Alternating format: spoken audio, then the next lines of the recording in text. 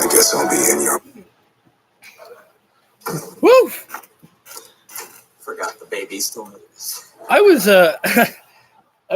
so busy actually messaging someone real quick that I completely didn't even realize that we were at 7 o'clock mark right away here. Jesus. So, terrible way to start off. But thank you guys for tuning in. It's Wednesday night, and it's a big, big night. It is 1 week before we get to Grand Slam next week for Dynamite, where we will find out tonight who is going to be facing MJF for the AEW World Heavyweight Championship here, as it's going to be Roderick Strong versus Samoa Joe in the finals for the AEW World Championship Tournament. And then we'll also have the Fatal 4-Way matchup to determine who's going to be the number one contender to facing Saraya next week as well at Grand Slam for the AEW Women's World Champion. But we also have Jon Moxley defending his championship against Big Bill, the International Championship on the line. And the International title, once again, being the opening segment here for the start of the show here. Let's go ahead and get the stream shared up on Twitter so people can realize that they can come on in. Actually, I was turning the volume up, but I cannot do that as Jon Moxley is coming out first. That is something that so I know that's, I've already talked about this before, but I never like when the champion comes out first. I always like it when the champion is coming out last.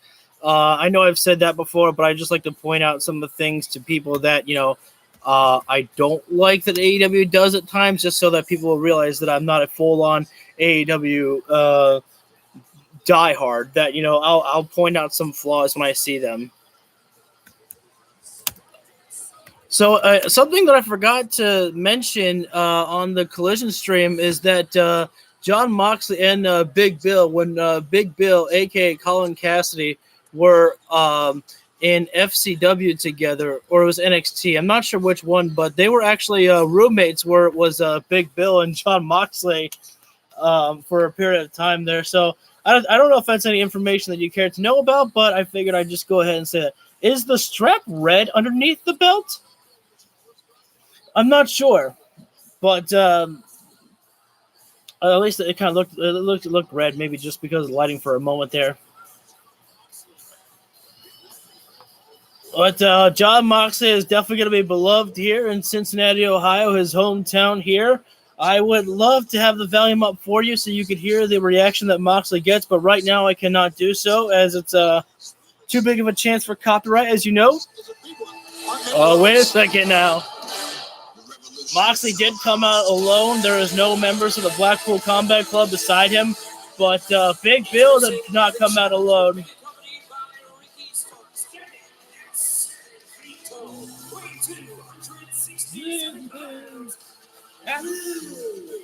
I almost said absolute Ricky Starks, but that's it.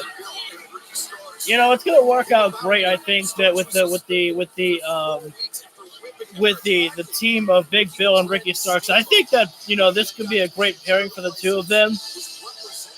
Does Ricky have his Cody Rhodes Pyro? It's gotta be more than that, Ricky. Gotta keep going. There we go. Yeah. Could use a little bit more of that pyro there, but pretty dang good right there. But Ricky Starks is not facing Jon Moxley for the title, as it is going to be Big Bill. Ricky Starks, just the manager of Big Bill, which again, as I stated, I think it's going to be a great pairing for the two of them to work well with each other. They're not doing any tag teaming right now, but for them, it's going to be just a great way for them to pair off with each other. But singles action here. Once again, the International Championship opening up the show here. Jon Moxley being able to open up for his home city here right now. As it's a loud ovation for Moxley, as you would expect here. Thank you guys for joining in right now. In the early goings, feel free to leave anything that you want in the chat. I will be watching the stream and the chat as well. Wait a minute. Moxley right now asking for some hands to be thrown by Big Bill. I don't think it's going to be wise there, as Big Bill, he's got a hell of a right hand there, as Moxley just found out right there. Moxley, with one strike, has been rocked right now, and Big Bill pounding away at Jon Moxley, going right at the forehead there, which could be a weak spot for Jon Moxley, as Moxley's been busted open plenty of times from the forehead there, and beat the back right there. Big Bill does there. I don't think that's a good idea for Big Bill just to scrape the boot across the face of Mox. Got to stay on top of John Mox here. Ooh, nice open hand chop in the chest there from Bill. But Bill's not staying on top of Mox right now. He's got to act right now. This Big Bill. He cannot pace himself right now with John Moxley. He's going to strike hard. He's going to strike now. He's giving Moxley an opening right now to strike here is Bill. And he's going to pay for that one as Moxley's firing with the knife edge chops here right now. Moxley, tried flying in. Moxley there with the running cross body, but Big Bill catching Mox. And a fall-away slam right there. Big Bill in full control here right now over on John Moxley in the early going here right now. Big running body splash there from Bill in the corner. Rebounds off Lopez's Bill. Throwing the lariat, but nope. John Moxley comes with the back elbow before Bill can come in. Big lariat there. Thanks, guys, for tuning in right now. And another lariat. John Moxley unable to drop the big man, Big Bill. Oh, knee strike right to the rib there. Bill coming in with a running start as Moxley. No, big boot right to the face of a grounded John Moxley as Moxley is sent to the outside of the floor right there. I just said that. Taz just said what I said about Big Bill and John Moxley being roommates once upon a time. Ricky Starks with one shot to the chest of Moxley while the referee was his back was turned.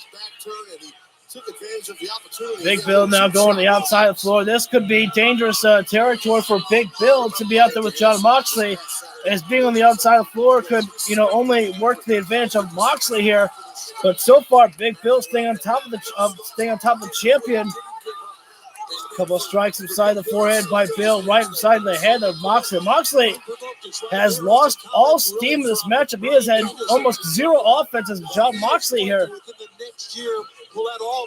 Bill right now. Oh, Moxley puts on the brakes. Big Bill gets sent shoulder first into the steel stairs there. Oh, Moxley the double fingers right. The Starks right there. Maybe Moxley might be trying to piss off Ricky Starks there to it's like Moxley right now has got Big Bill in a headlock applied. Shot right upside the floor from Moxley this time. And now Big Bill returns to John Moxley, being in charge, throwing Moxley over the timekeeper's area. And we are going into our first picture-in-picture break right now of the evening here. It is again for the International Championship, John Moxley and Big Bill. As that seems to be the pattern that, we are still following here with the International Championship opening up the show here, which I think is a pretty nice pattern to see. But the problem here with Big Bill is that he is not staying on top of John Moxley here. There's too much on the line here with the International Championship here. Big Bill, he cannot waste time slapping hands with Ricky Starks. He's got to stay on top of the champion, John Moxley. Moxley is a former 3-time AEW World Heavyweight Championship, if my math is correct. Moxley, a current international champion. Moxley has gone through many of matches here in AEW, and Big Bill, he cannot waste any time with John Moxley, because if you take your eyes off Moxley, he is going to strike. And Moxley, well, typical Mox has been busted open. I believe that perhaps all those shots from the fist of Big Bill might have opened up the wound of John Moxley there. Honestly, I kind of get sick and tired of Moxley getting busted open in every single matchup. Like it's a joke at this point here. I understand that Moxley likes, like he said, that if it's a big fight feel, you get busted open. You don't see people complaining about people getting busted up in UFC. I think he said something about like that, but that's not the point. John Moxley, he got thrown over the timekeeper's area, and then he starts bleeding. It's like, dude. It's like, find a better, spot to, warrant a cut above the forehead. I mean, I guess I did a good job by, covering it up by, talking about Big Bill punching him across the face so many times. I mean, in a real fight, you punch your opponent in the face so many times, they will start bleeding.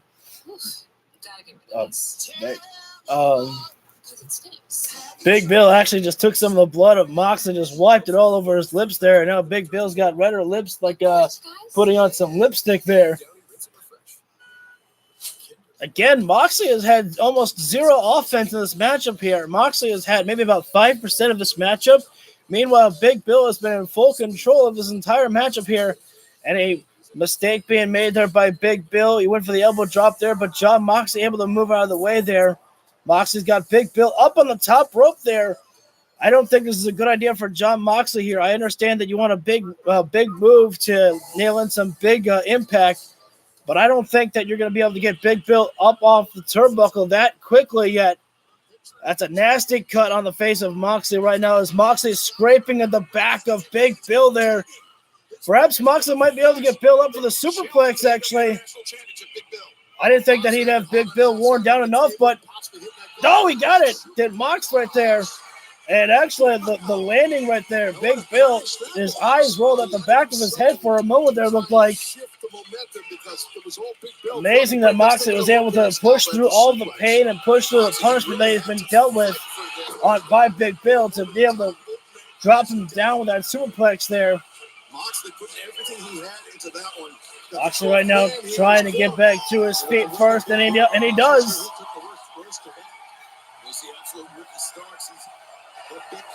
Whoa!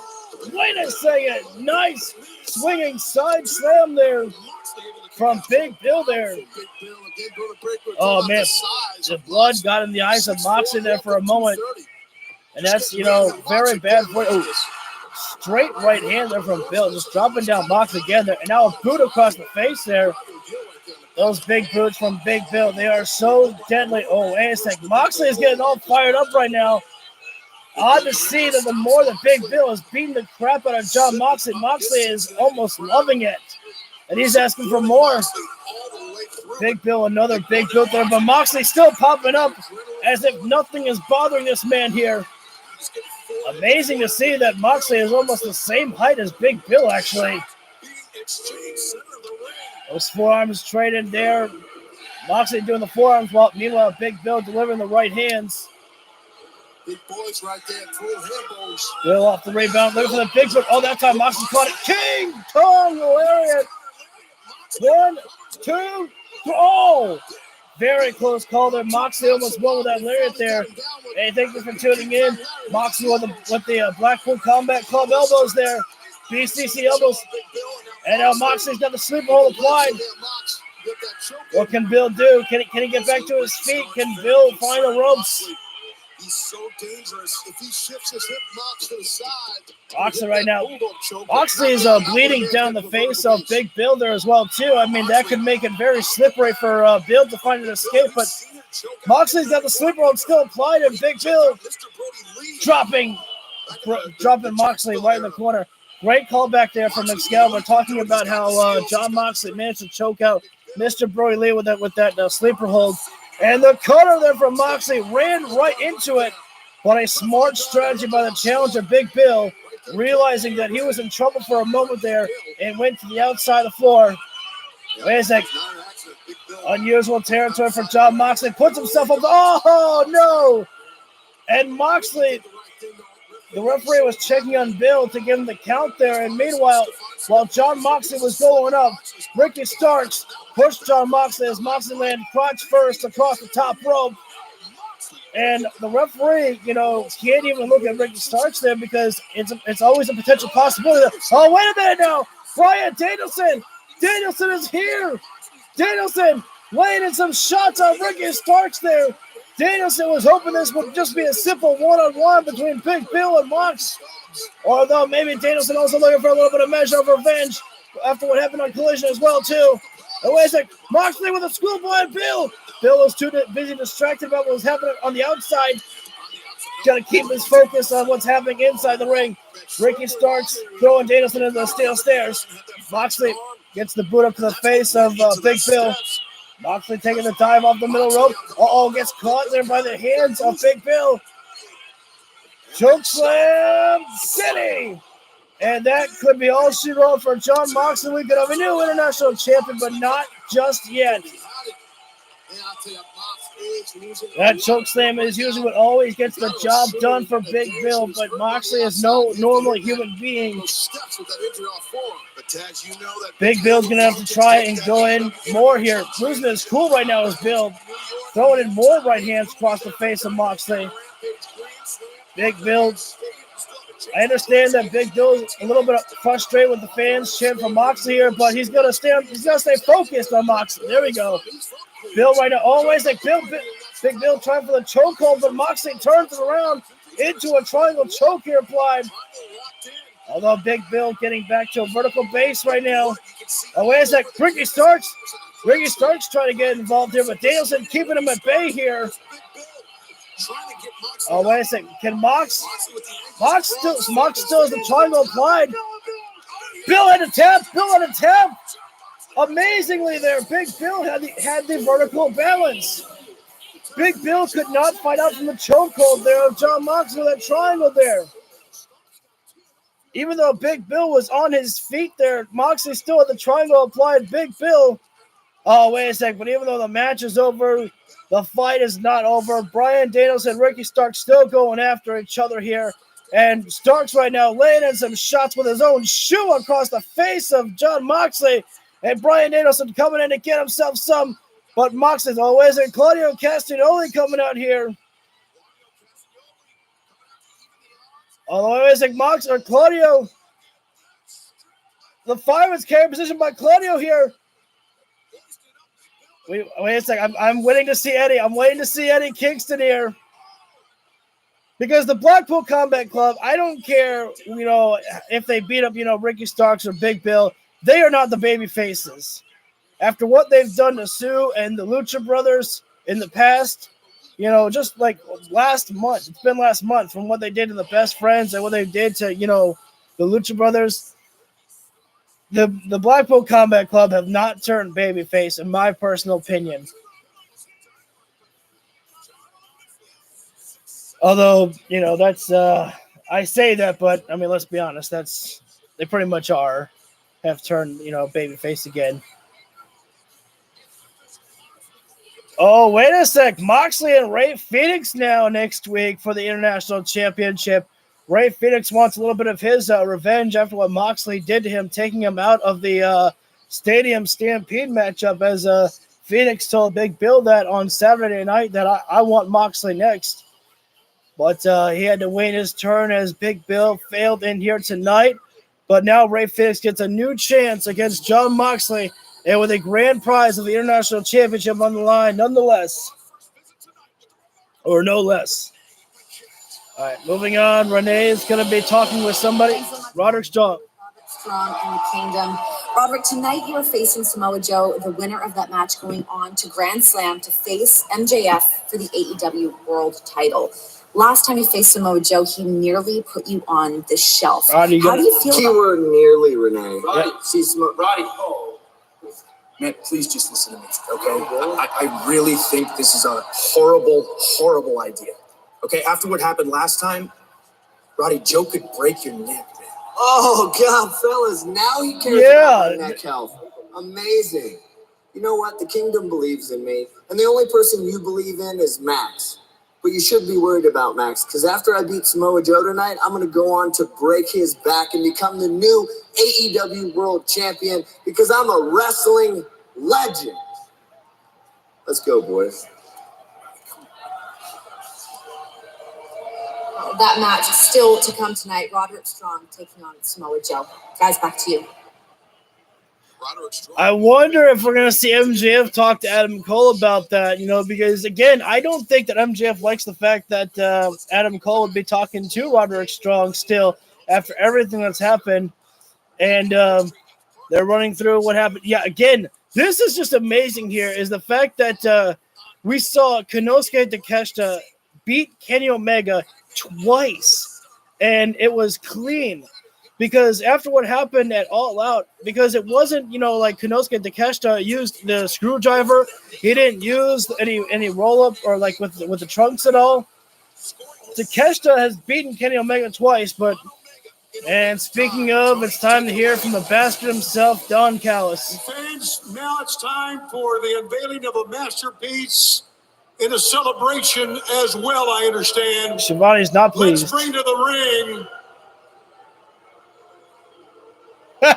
Don Callis.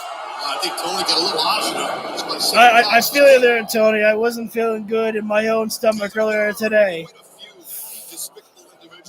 I just love Tony Schiavone, man. I mean, I'll be honest. I didn't watch WCW really, and sheesh, I didn't really watch WCW. So I mean, I did. You know, my dad made me watch it when I was young, but I don't really remember much of it. But this is basically like my first real exposure to Tony Schiavone, and I just love everything that Schiavone does pretty much. Like, he is an actual character on the commentary team.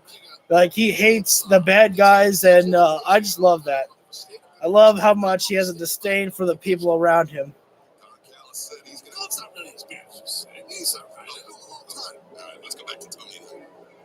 So, Don Callis, all right. Takeshita, you get the welcome I'm sure you expected here. Oh, Don pulls the microphone away from Schiavone. No respect. We just beat Kenny Omega twice in 1 week. Show some respect. Yeah, listen to that one. I didn't notice that. We've been celebrating. You know, I've learned a lot from Takeshita about Japanese culture. And I've learned that when you're the top wrestler in a promotion, they call you the ace. There's been a lot of great aces, but Takeshita's better than all of them. Better than Ricky Dozon, better than Maeda, better than Sakaguchi, better than Choshu, better than Okada, better than Inoki. Wait a minute. Are we? So when you beat Kenny Omega once, they call you the ace. But when you beat Kenny Omega twice in 7 days, they don't call you the ace. They call you the Alpha. Oh, you did not. No way. Henceforth, you will all refer to Takeshita. That's as Jericho's. Alpha. Konosuke Takeshita, and he's a real alpha, not a fake one like Jericho was. Hey, Don Callis, you shut your mouth. A lot of people say that we should feel bad for destroying Kenny Omega, but I actually feel nothing, Takeshita. I never had the empathy thing. It just felt like weakness to me. Because when you're the alpha, you don't feel, you take everything that can be taken, and then you take a little more. And on that subject, Kenny, beating you twice isn't enough for us. We broke your body, Kenny. Now, I'm going to break your heart. I promise to reveal through my creation who our next target of the Don Callis family and the Alpha Konosuke Takeshita is going to be. And Kenny, this one's going to kill you. The next target of the Don Callis family is none other than the former IWGP Heavyweight Champion and the living, breathing heart of Kenny Omega, Kota Ibushi. Oh, man. Konosuke Takeshita has a sword. Kenny, I want you to know right now, we're not just going to beat Ibushi. We're not just going to take him from you. We're not just going to pin him. We are going to butcher him. We are going to skin him. We are going to burn him. Jesus, Don. And I am going to love the fact that while we are spilling Ibushi's blood in this ring, you're going to be at home helpless. You're going to be at home watching like the pathetic cuck that you are. Oh, man. That symbolic screwdriver was the one that Callis drove into the head of Kenny Omega when he deemed Omega no longer necessary to Don Callis' goals. And now The Don Callis family, Konosuke Takeshita, setting his sights on Kota Ibushi. Just making sure that you guys can hear the stream as well. So. I didn't even realize that Tony Schiavone was still inside the ring at all. Well, the next target of the Don Callis family is known. Now, when is that going to be? When is that matchup going to be? Is that going to be at Wrestle Dream? But maybe it doesn't have to be. Let's go to the back and hear from our colleague Al Scoops, Alex Marvez. Oh, Marvez. Brian Danielson, obviously, issues continue to escalate between the BCC with Big Bill and Ricky Starks. That's right. You know what? The BCC, we love it when things escalate. We're all about escalation. So here's a challenge for Ricky Starks and Big Bill this Saturday at Collision. Ricky Starks, Big Bill, you guys against me and Claudio Castagnoli. John Moxley, Claudio, both of you have title matches next week at Grand Slam. You're going to be defending the international title against Ray Phoenix. You versus Eddie Kingston, title versus title. Yeah, we don't call those title matches. We call that having a day off, baby. We call that easy work, right, Claudio? Whoa, hang on just a minute. Did you hear that? John Moxley just told Claudio that it's a night off against Eddie Kingston. Moxley, why you gotta hurt his heart? I'm gonna beat you next week. I will be the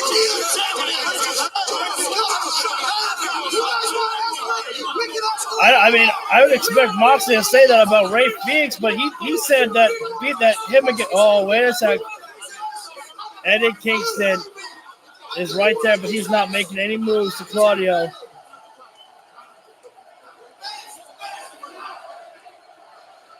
The crowd goes wild. I don't know if it's more weak.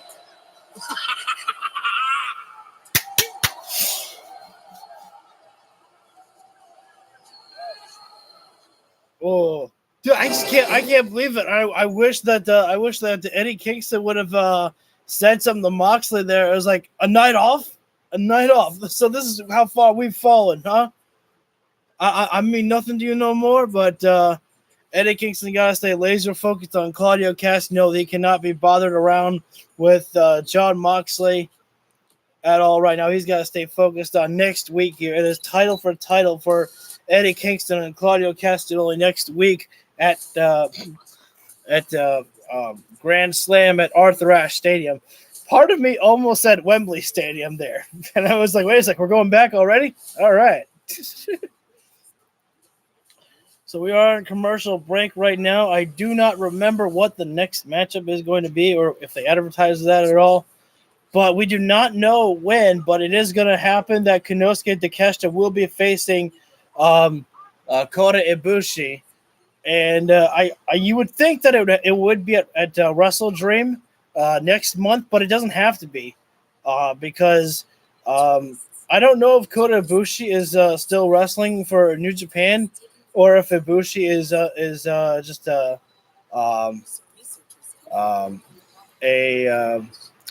what do they call that? Free contract. Shoot. What is it? He's not signed to anybody. That's basically. I can't remember what the free agent. The free agent. That's what it is. Ibushi is not signed with AEW, and I don't remember if he's still working for New Japan right now at all. So I mean, it might not have to be at Wrestle Dream, but I mean that would be probably the place actually that I think that would probably be best to have it. Would be at Wrestle Dream because we just had All Out this month, so next month I believe would be Wrestle Dream. So yeah, because they're starting to do the monthly pay-per-views for AEW. They haven't announced that, but you can pretty much see that they're making the monthly pay-per-views for AEW. And again, I don't mind that because with the amount of action, how the intense the matches are with the pay-per-views of AEW, it's worth it. So we're going to be coming back live with Dynamite in just a few moments here. Welcome back to an already wild night of Dynamite. Let's once again go to the back with Renee Paquette standing by with the cold-hearted Handsome Devil. Okay, Hook. Thanks, guys. I'm here with the FTW champion, Hook. Congratulations regaining your title at AEW All in London. How does this championship run feel different? Wait. Cassidy, hi. Hey. What's up? I don't know. I'm just walking around and I saw Hook here all mad about something. What are you gonna be mad about? You're here, you can wrestle, you don't have tape all over your body, and you have a championship. I used to have a championship. Oh. You were a great champion. Thanks, man. You were too.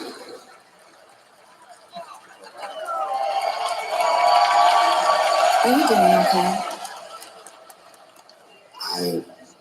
I'm still so tired. I think Orange Cassidy has a scar on his heart, and he doesn't feel good. Okay, one thing I will say about this, though, is Toni Storm, why does she need to have...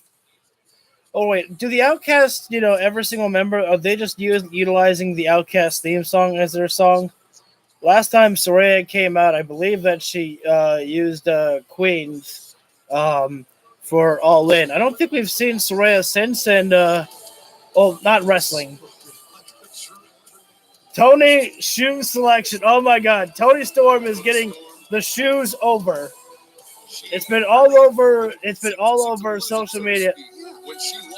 And I'm very, very interested to see how this one shapes up here. My guess is Toni Storm's going to take the victory here.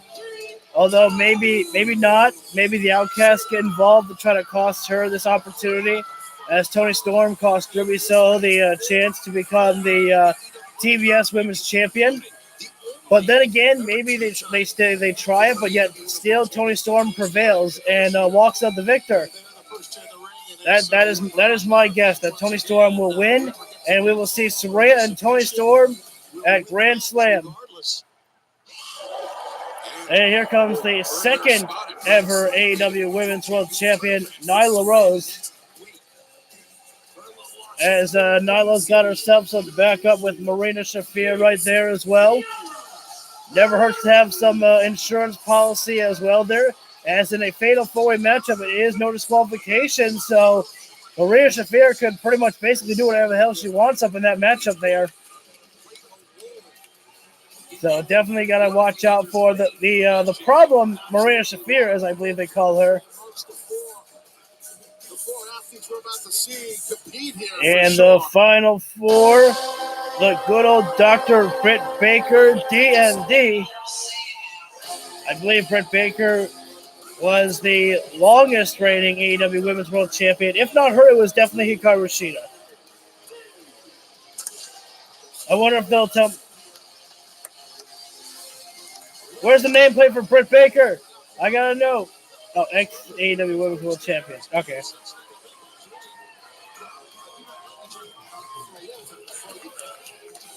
So I was not expecting them to send out the women for the Fatal 4-Way matchup this early in the start here.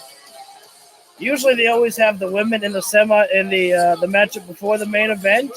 So this is a pretty interesting change of pace here. But this is the matchup I'm definitely looking forward to a lot, as I really love multi-man matches. Or multi-woman matches, however you want to call it. And, wait a sec. Toni Storm has not taken off her robes just yet.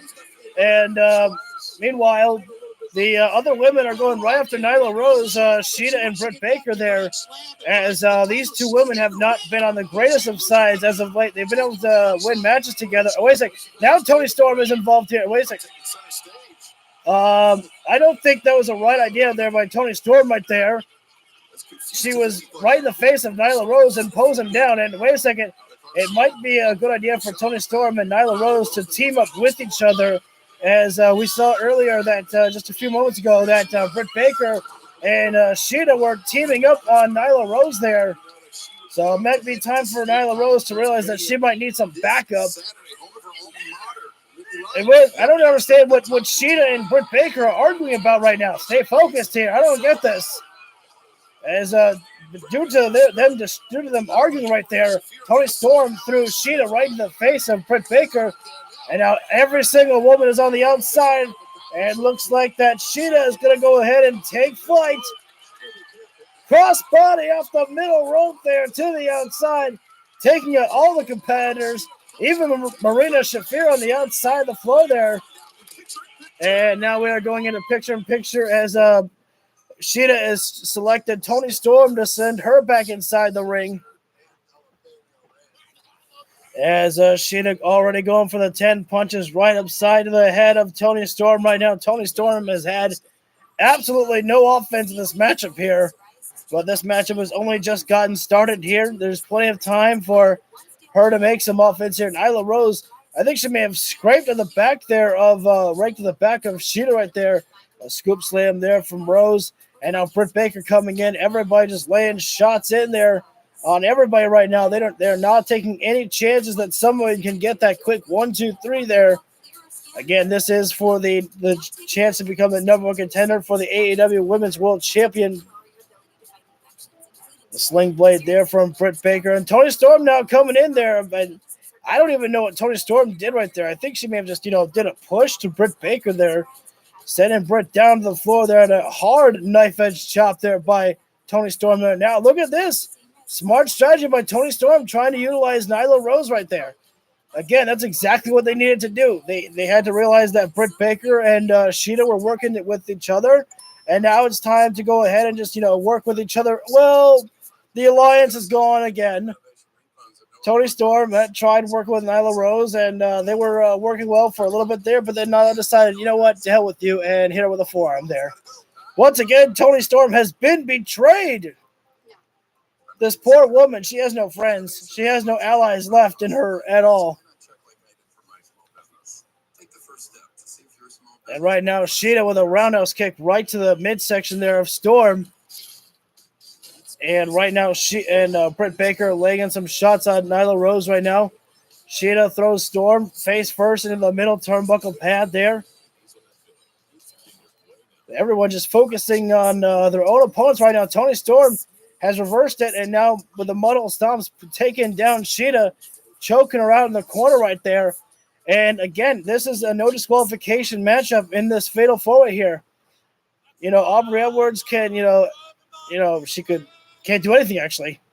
I was going to say she could politely, wait a second now. What was the point of that there? Nyla Rose stomping away at Toni Storm here. I disagree with this, this game plan by Nyla Rose. Toni Storm, I believe, is still trying to create some alliance with Nyla Rose here right now to, take down Sheeta and Britt Baker. But Nyla Rose is so confident in her own abilities that she can handle all of these women by herself here right now.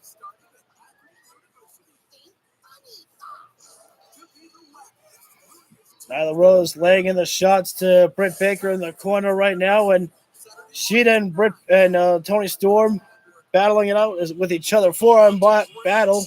What's a battle?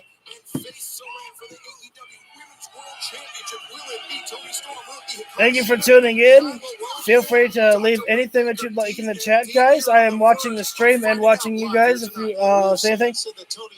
And right now, looks like Toni Storm and Sheeta are just away. It's like, hang on. Toni Storm, nice German suplex right there. Toni now coming in. House of Fire, running hip attack there. Sheeta, she's got Toni Storm with it. Oh, nice suplex there from Sheeta right there. And now it is Britt Baker sizing up. Wait a minute now. What are they doing here? This is a fatal four-way matchup here. There's no alliances in this matchup here. Britt Baker and Sheeta can't be, thinking about, oh my God, my friend, we've teamed up with each other. To hell with that. This is the Beast Bomb. The Beast Bomb by Nyla Rose. Wait a second. Oh, Sheeta, Toni Storm reverse the pressure. Oh, man, so close there. Nyla Rose almost picking up the victory right there. And now Nyla Rose with a choke slam taking down Britt Baker there. Nyla Rose is a beast right now here. And no pun intended there. Oh, nice back body drop. Wait a second, nice capture there. Oh, wait a second, another capture by Sheeta right there. She's got the cover on Nyla Rose. Almost had her right there. And Sheeta, oh my God, running knee strike. I think that might have been to the side of the rib right there. Sheeta looking for the hidden sword. Or the katana. I think I'll call it the katana. Super kick there by Britt Baker on Sheeta. And again, who cares about friends at this point here? It's all about winning this. It's all about winning this matchup here. Wait a second, Toni Storm with a cover. Holy cow! Toni Storm ekes out the victory right there from out of nowhere. Toni Storm is the new #1 contender to face Saraya next week for the AEW Women's World Championship. It's all about being at the right place at the right time, and Toni Storm was right there. And wait a second. Hang on, Sheeta right now arguing with Britt Baker here. I don't know what she has to argue with her for. It's a fatal four-way matchup here. It's every woman for herself. And now Sheeta right now, obviously frustrated, but I mean that's the price of being in a fatal four-way matchup. Wait a second, now Britt Baker's got the kendo stick in her hand. This has been, brewing for weeks against these women here. Let's hear it once again from the remarkable Renee Paquette. Hey guys, I'm here with the AEW Women's Champion Saraya, as well as Ruby Soho. Ladies, we now know that next week at Grand Slam, you will be facing Toni Storm for the AEW Women's Championship. But this time around at Grand Slam, how different do things feel for you? Well, first of all, Toni, congratulations, baby girl. You did it, and you did it without us. We could not be prouder, I guess is the word. Yeah, but things are a little bit different, Renee. Because when I walked in a year ago, I was the new kid on the block, and Toni Storm was the champion. But she lost it. You know what else she lost? Everything to me. She lost her championship. She lost her friends. She lost her top spot as the biggest star. That's me now. And she also lost her mind. She's crazy, Renee. But you know what? You know what else she's going to lose? She's going to lose the match at Grand Slam because I'm going to be walking out AEW Women's Champion, and then she's going to be left with nothing. But that's it. I don't see that happening. Thank you. I think Toni's gonna win next week. I think Toni Storm is gonna win next week at Grand Slam. What's up, Hassan? Well, next we're gonna hear from Jericho and Sammy Guevara. I'm interested as to what they're going to do, but at the same time, I still just don't really like this matchup between Sammy Guevara and Chris Jericho because if you ask me, Sammy Guevara is the heel in this story because Sammy Guevara, walked out on Chris Jericho when they got the victory against Aussie Open. Yeah, Jericho accidentally hit Sammy Guevara a couple of times in that matchup, but, it's just when you've had seen matches like, the Lucha Brothers and the Young Bucks, everybody accidentally hits each other, but all that matters is do you get the victory at the end? Okay, well, you make up. Nintendo Direct Showcase is coming with tomorrow morning on YouTube, Nintendo Switch. A new Pokemon game? I'm not sure.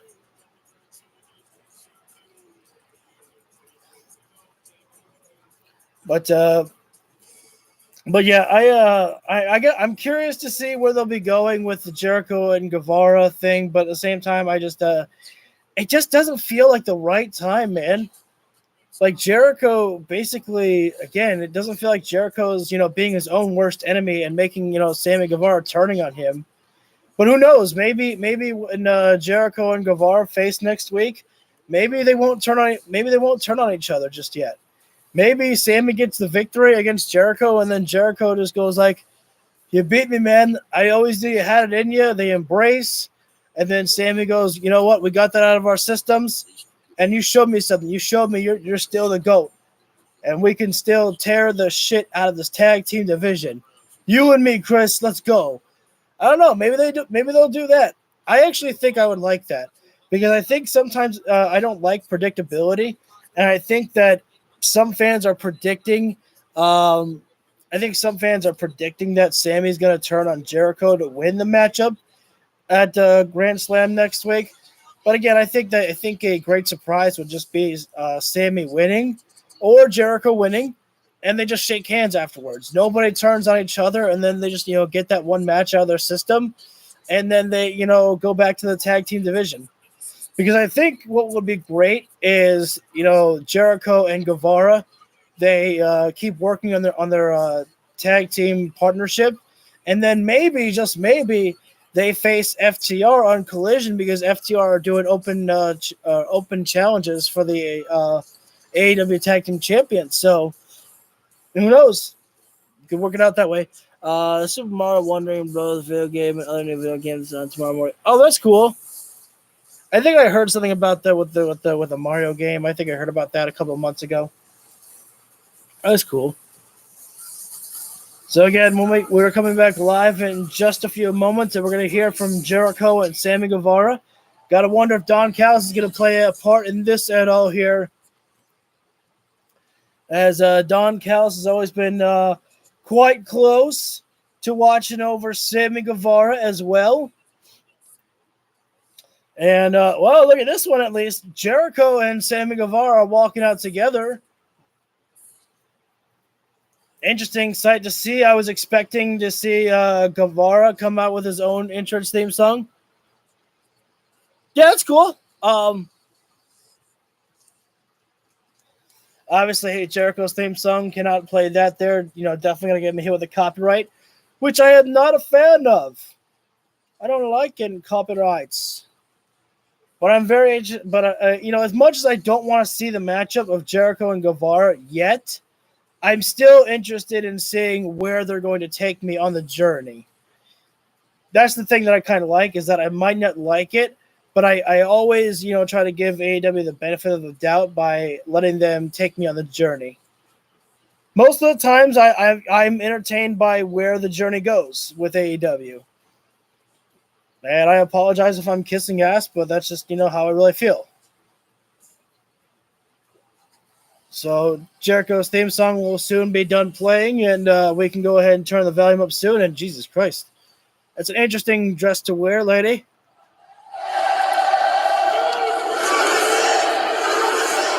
What are you saying? And the grand finale finish there. Way to go, Cincinnati. Next week, right here on Dynamite at Grand Slam in New York City, for the first time ever, it's the Sex Gods going one-on-one. Jericho versus Guevara for the first time ever, like I say. Lots of history behind this match. Sammy and I have been together for 4 years since the very first episode of Dynamite. We've been together through highs and lows, ups and downs, and more ups highs. Again. As a matter of fact, we wanted to remind you about some of the great memories and great times we've had over those years. Let's check out the package. Roll the footage for you guys here tonight. All right. Right here in Cincinnati.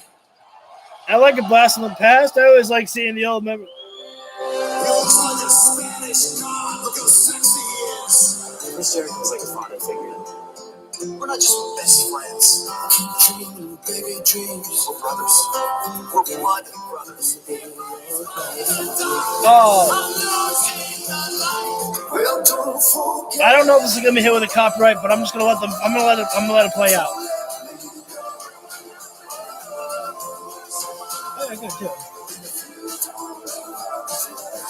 I like that we're able to watch Jericho and Sammy Guevara watch this too.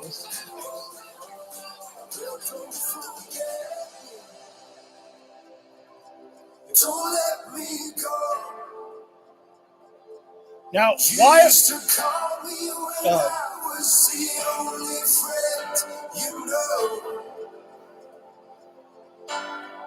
Why are we watching video packages of them, splitting apart? I wouldn't want that in my video package with my best friend. It's interesting. You looked like a little baby in those early years, man. Chris, I have a confession. Oh. I still don't know the lyrics to Judas. I'll still learn. I'm still learning. I'm still You learning. weren't in key either, so don't worry about it. October 21st, 2018, I was watching the NWA 70th anniversary pay-per-view, and on one of the prelim matches, I saw a kid called Sammy Guevara. And I was completely blown away to the point I called Tony Khan right then and there and said, we need to sign this kid. I was blown away by his athleticism, by his creativity, by the way he looked, by the way he carried himself. I wasn't blown away by the giant panda that you wore in your head back then. But I knew that yeah, I forgot about that. To be a big star, and I wanted him with me to help him out as much as I possibly could. All of this, I don't know if it's the part of it's true, but I mean, I wouldn't doubt it. I felt words from Jericho. Jericho been a huge part of Sammy's career, as we know. And over the years, I've watched Sammy grow from a boy into a man. Seriously, I've seen him mature. I've seen you win titles. I've seen you get married, and now you're ready to give birth to the very baby girl of your own. Your wife is ready to give birth. But I just want to say, listen, Your man, wife is ready I'm to give really birth. proud of you and everything you've accomplished over the last 4 years. I'm serious. It's very nice right there by Chris. Gonna make Sammy Guevara cry. That's really cool of Chris. Exactly. That's what I said, Tez. Thank you, Chris. I know the typical wrestling thing is to come out here and talk some trash about your brother, but I don't want to do that. You're my friend, and truthfully, you inspire me. When I was a kid, I used to do code breakers in my mom's backyard. And so I wanted to come out here before one of the biggest matches of my life and say thank you. Yeah, there we go. Chris got his thank you. Thank you. Thank you for changing my life. Thank you for changing so many people back there's life. Because without Chris Jericho, there is no AEW. It's true. True. Tell me when I'm telling lies.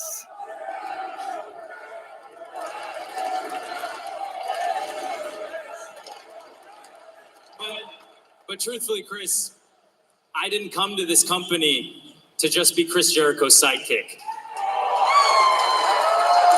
I got into professional wrestling to be the man, to be world champion. I want this place to look at me the way they look at Mox, the way they look at Danielson, the way they look at you. Careful with the finger there, Sammy. But I know in my heart that's never going to happen as long as I'm in your shadow. So that's why I need to beat you next week. It's true. Everything you said is true. But let me get one thing straight, Sammy. You were never brought into AEW to be Chris Jericho's sidekick. Okay, you were brought here to become a main event player, a money-making draw for AEW, and you are getting closer and closer every single week. I mean, it's true. The fans are starting to actually kind of... And that's why I told you months ago, I told you and Danny Garcia too, if you want to get to the next level, you got to do it outside of Chris Jericho's influence. You have to do it on your own. And next week, you have the biggest opportunity to do that. You're right. It's one of the biggest matches of your career. It's one of the biggest matches of my career. And you have to beat me to get to the next level. What are you saying, But Chris? if you're going to beat Chris Jericho, you're going to have to be the best Sammy Guevara that you've ever been. You're going to have to be better than you've ever been before if you have a chance to beat me.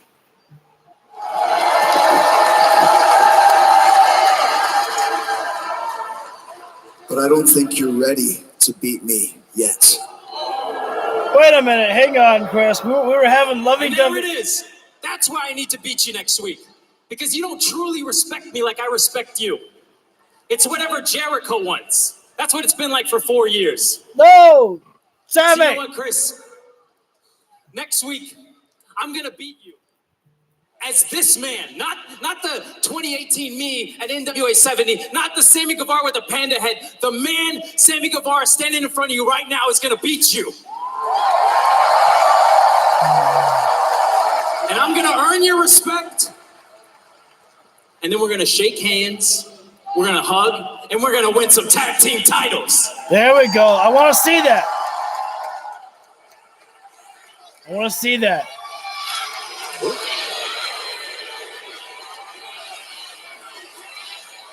Jericho trying to get into Sammy's head ahead of Dynamite Grand Slam 1 week from tonight. Actually, I think he's already in his head. Let me make something perfectly clear, Sammy. Next week, I'm going to give you the match of your life. And I'm not going to go easy on you. I'm going to beat the living hell out of you. Real gruesome shot. I'm going to punch you harder than I've ever punched anybody in my life. And I expect the exact same thing from you. I wouldn't want it any other way.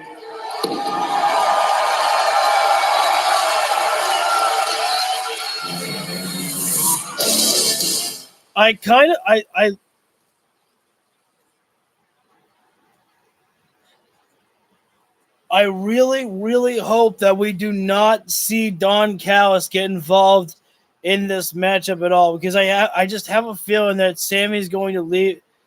I want to be wrong. I don't want Sammy to leave Jericho just yet. Like, you know, I would love for Sammy Guevara to win next week, because I believe everything Jericho just said. He wants Sammy Guevara to win, but at the same time, he also is not going to go easy on Sammy. He's going to, you know, do whatever it takes to win, the classic Jericho way. But Sammy Guevara, maybe he'll do the same thing in return. I don't know. I'm hoping that Don Callis comes out. He tries to throw the screwdriver to Sammy or something like that, and Sammy just gives Don Callis the bird and just throws the screwdriver back at Don Callis. And then Jericho, he was about to maybe run in, go for the Judas effect, but then decides not to do it because he saw that Sammy didn't do that. He didn't want to, you know, take advantage of the opportunity right there, out of respect for Sammy. That, I guess I'm fantasy booking a little bit. Sorry. All right, so we're about to see a little bit of the backstage, what happened afterward between MJF and Samoa Joe. MJF is in the trainer's room. Adam Cole coming up. Update on MJF after what we just saw with Samoa Joe. Well, Renee, unfortunately, because of his injuries, Max is not cleared to travel next week, but he will be back and available for Grand Slam. No! Max, I'm sorry, dude. Dude, sorry. I get a week off while these schmuts have to wrestle each other. This is freaking great. All right, MJF, Grand Slam, the AEW World title on the line. Talk to me about the other competitors that are in this tournament for your title. Well, let's face it. If I'm a betting man, there's two talents that I think are going to make it to the finals. And also, to be frank, there's two talents I want to make it to the finals because I hate their freaking guts. Roddy the Simp Strong. Let's face it. I know it. You know it. Adam. Everybody watching at home knows it. You're faking that neck injury. Now, my neck, yeah, it's a little screwy. But I promise after I'm through with you, if you make it through this Grand Slam tournament on September 20th, I will rip your head off and shove it straight up your ass. But frankly, it seems like you already beat me to it with the way you've been acting. You're an incredibly manipulative person. I'm sorry, Adam, it's just true. You're a wet blanket and a third wheel. So if I were you, I'd shake it off, you bland bitch. Samoa Joe! You think I'm afraid of you, man? Nah. See, I learned at a very young age that it is not the size of the dog in the fight. It's about the size of the fight in the dog. And you might not realize this, but this New York pit bull's got a whole lot of bite. September 20th Grand Slam, you better pray to God you don't win this tournament, Joe. Because let me make you a promise that is crystal clear. If you wrestle me, I am going to choke you out. I repeat, if you wrestle me, I promise on my life, I am going to choke you out. And if you don't believe me, let me get it through your thick, fat skull with some simple math.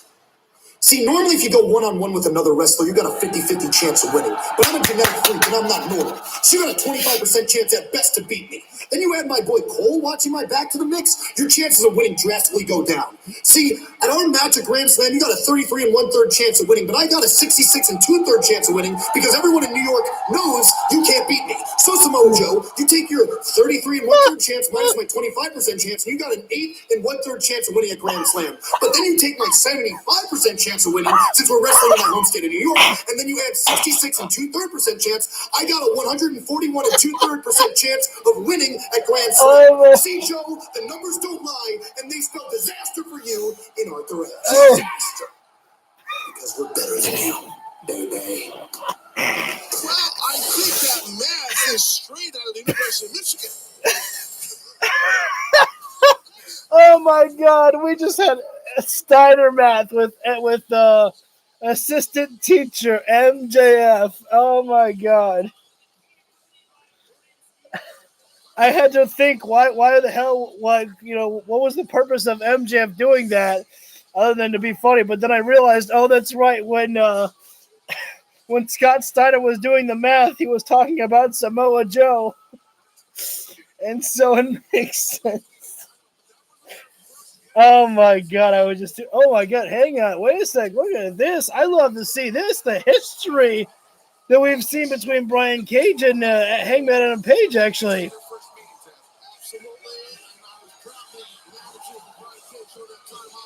Was it? Wow! Brian Cage got the first victory over Hangman Adam Page, and then in the second fall, I guess Hangman got that victory.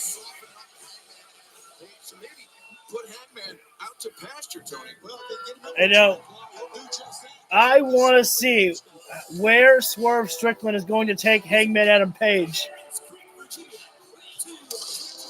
Hey, hang on a second, Hangman. That's the wrong symbol. Hangman raises his arm like this. You got to go full cowboy shit, Hangman. If you're not doing cowboy shit, you ain't no cowboy.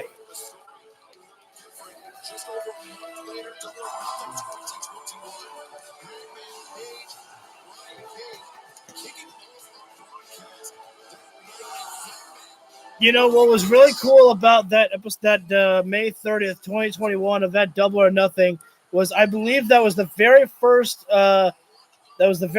pay-per-view that we got back with fans during the pandemic era, and that was just so great to see. You know, it's just, you never realized how much you actually missed fans and seeing the site like that until they all came back. But here we go, starting things off right now is Brian Cage and Hangman Adam Page. And right now, Cage utilizing all of his power behind over on Page, backing up Hangman and Page in the corner right there. The lariat being thrown by Brian Cage in the corner right now. Brian Cage, though, is being his own worst enemy. He is got to be careful, does Cage. He cannot taunt away right now. Hangman coming in with a big boot, but Brian Cage, the stiff forearm there, not dropping Hangman yet. Looking for the back suplex. Hangman lands on his feet. Big boot right there. That knocked Brian Cage for a loop there for a moment there. And another big boot there. Brian Cage coming up. Big shoulder tackle. And Brian Cage is the first one to knock down his opponent of Hangman Adam Page. And now Hangman, dropping down the ropes right there as Brian Cage landing on the ring apron right there. As Hangman Adam Page springboard off the top, off the middle rope, and back and forth. The lariat from Hangman and Page there, dropping Brian Cage on the outside of the floor there. Hangman got to go ahead and try to take the dive right there, but he took too long. And Brian Cage about to make the Hangman pay. Oh, wait a second. Brian's got Hangman in a powerbomb position. Oh, wait a second. Nice counter there from Hangman. Able to shift over his weight and utilize the Hurricanrana right there and throw in Brian Cage chest first. Oh. What? Hangman got scraped up. He's got like a bruised rib or something. Now looking good right there up on the chest there, or not a rib, but on the chest there.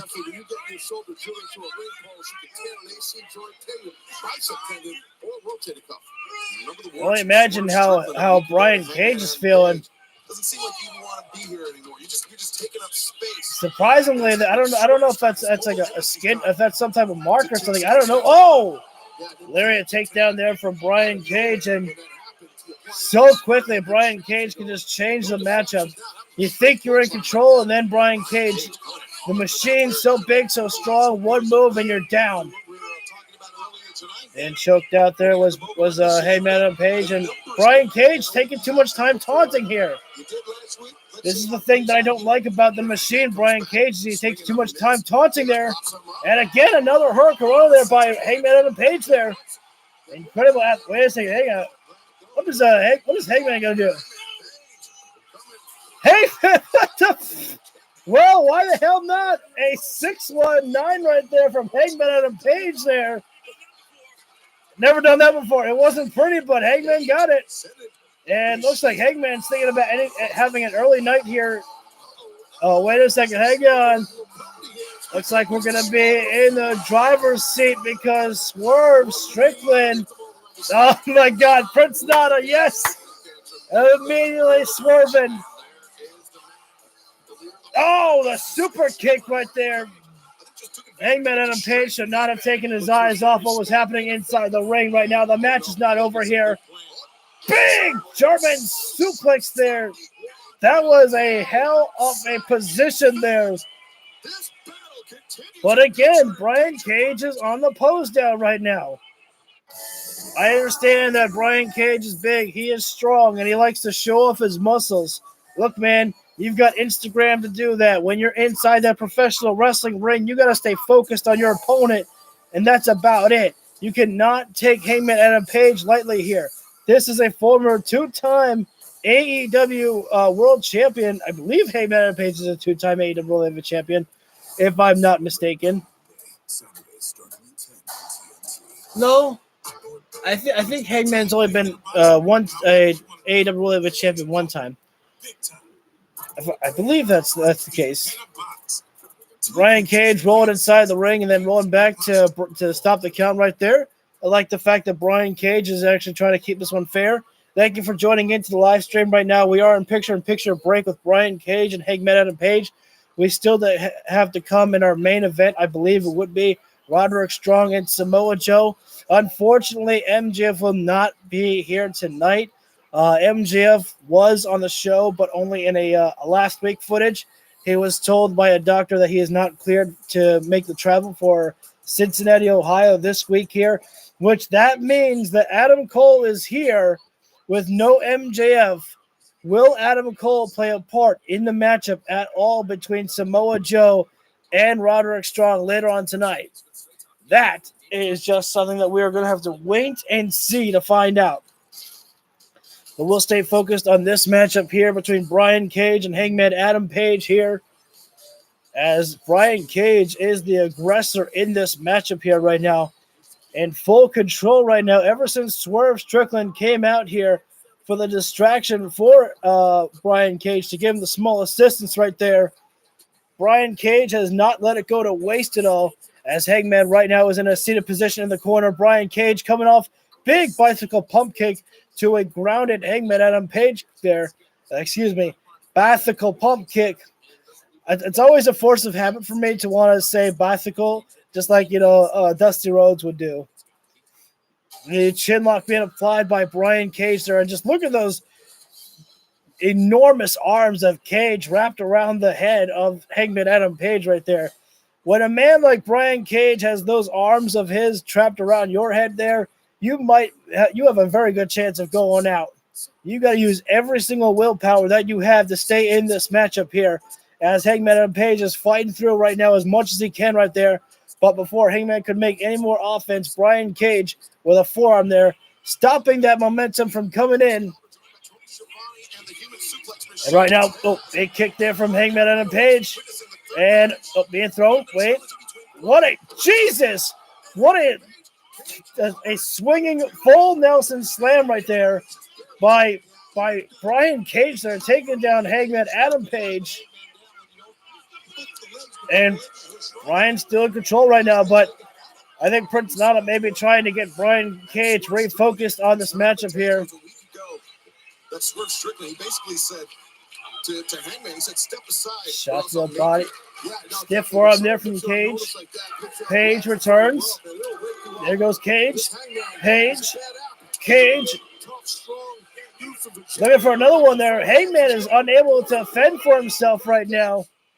He's got to get back in this one as Hangman somehow. Oh, nice drop down there from Hangman Adam Page. Big boot there up to the face of the Machine, Brian Cage. Hangman Adam Page clutching at those ribs there. And oh, what a big power slam there from Brian Cage there. And nice move there by Brian Cage, realizing that, Cage could have gone for the cover, but he realized that he did not go for the cover, so he was going to go to the middle rope for a moonsault. Rare sight to see Brian Cage move like that there. And that's the thing about Brian Cage. It's so impressive about him is the fact that he's able to pull off those moves like that. You can never, pretty much predict what type of move that Brian Cage can pull off here in a matchup. Well, right hand's being thrown right there, but Brian Cage is starting to slow down a little bit here. Throwing the right hand there, and Hangman starting to hulk up, brother. Hangman throwing those forearms back right now. He's backing it up. Brian Cage throws him. Wait, no. Oh, and wait, the lariat, and both men go crashing over the top rope there to the outside of the floor. But you can see on the face of Hangman Adam Page, exhaustion setting in and pain as well. Hangman is breathing heavy, but he is not letting that stop him at all. Hangman is going straight to the top rope. Looking for big risk with big reward. Oh, Hangman, too slow to get up there. Brian Cage makes his way back inside the ring, but Hangman takes the dive, crossbody, but once again gets caught by Brian Cage. And even in this late in the game, Brian Cage, whoa, wait a minute, crucifix bomb. Brian Cage was going to go for the fall-away slam there, and in mid-flight, Hangman Adam Page turns it around. Nice counter there, but a smart move there by Brian Cage, who rolled to the outside of the floor. Obviously cannot be pinned or submitted out there. And the loud cowboy shit chants are coming into play right now. Hangman with a drop kick there to the outside of the floor. Brian Cage backed up into the barricade. Hangman not going to waste a second time here. He's trying to go up top rope for Arihara moonsault. Gets it! The heart and determination from the cowboy. Still to pull off that moonsault this late in the game. And Jesus, Hangman's not stopping. Top rope right now. Gonna try a crossbody, and this time it makes it. Third time was the charm for the crossbody for Hangman Adam Page, but not enough to put away Brian Cage. Thank you for joining in. I think this has been probably one of the longest matches that Brian Cage has had here in AEW, and I'm all for it. I love watching Brian Cage inside the ring right there. Brian Cage is moving first before Hangman Adam Page is.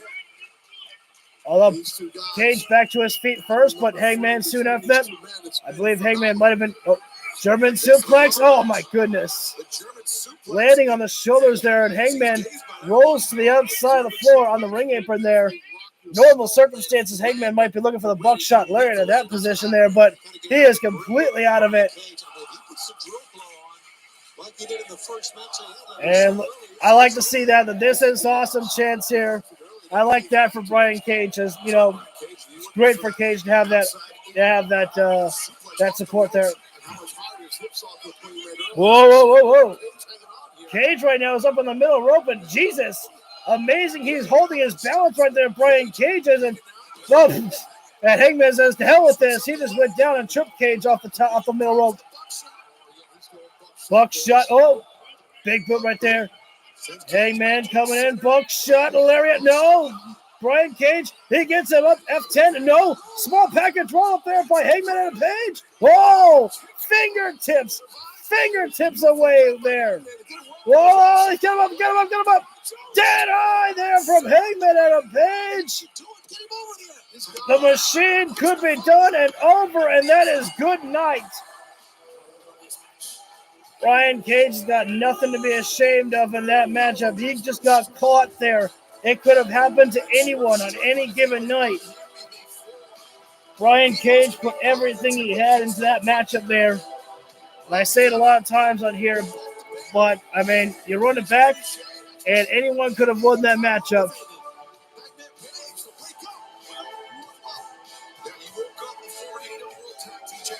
Swerve Strickland still staying on the stage. He has not left the stage at all.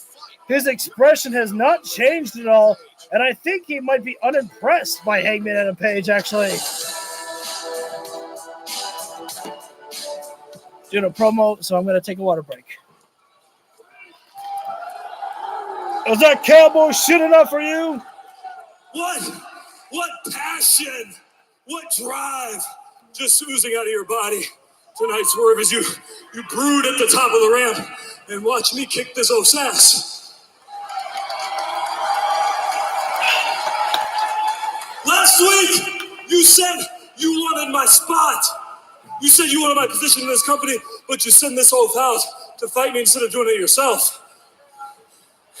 And last week, for 1 second, when you said some of the things you said to me, I thought for 1 second that you had some balls. But after tonight, I'm pretty sure you're just keeping them stowed away in Prince Nana's Burger King ass crown. Oh, shit.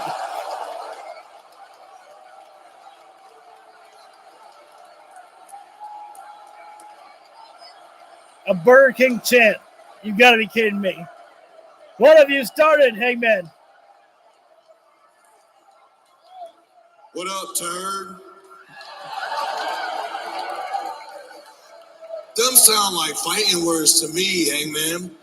And if you think you think this little thing between me and you is gonna be solved tonight, then you must be stupider than the Cincinnati education system as well. Oh, that's a new one. Actually talking about the education system. No.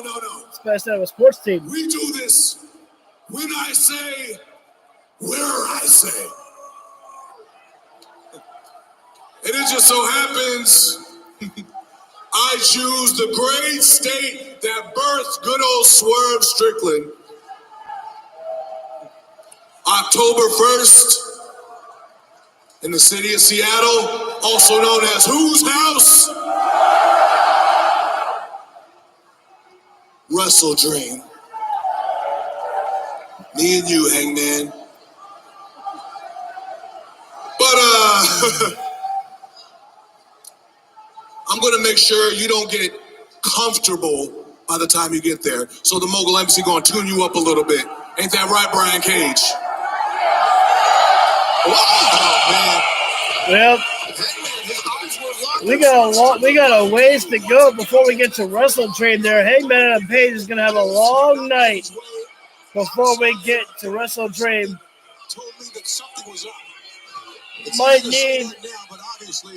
We might need some Bucks of Youth.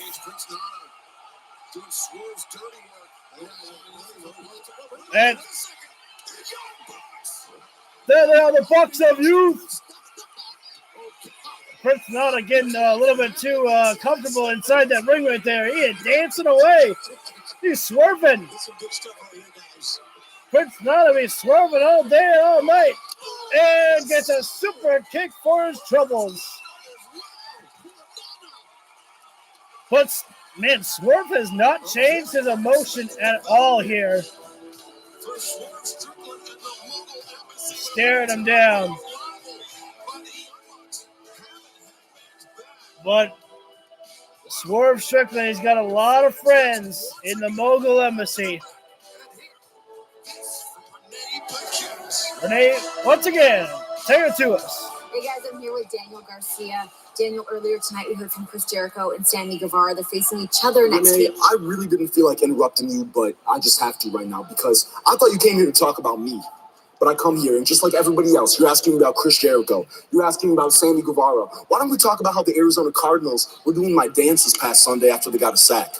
Why don't we talk about how I went viral 4 times over in 1 month? Why don't we talk about the career of Daniel Garcia that just keeps climbing? I could not agree more. I would love to hear more about the career of Daniel Garcia because I know from being Chris Jericho's best friend for 34 years, when you're around Jericho, it's all about him. He's the ultimate narcissist. Now, the Don Callis family, we are going to construct a utopian meritocracy whereby each member for themselves,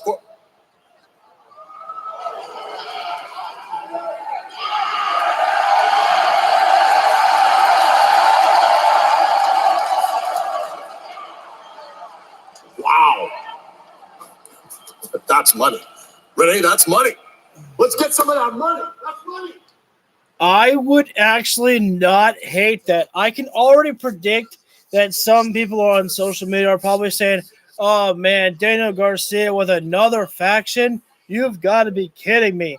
But think about what Don Callis there could actually do for Daniel Garcia. Because, Don Callis, from what we've seen what he's done with Konosuke and Takeshita, it hasn't been about, it's all about Don Callis. It's about actually getting Konosuke and Takeshita over.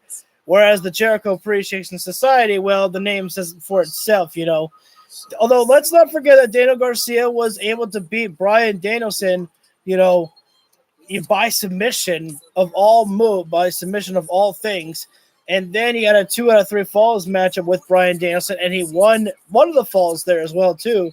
Daniel Garcia, I believe, as well, won the Ring of Honor Pure Championship while he was in the Jericho Appreciation Society. So it's not like, Daniel Garcia being in there was pointless, but I think that Don Callis could actually do great things for Daniel Garcia if they choose to go down that route, actually.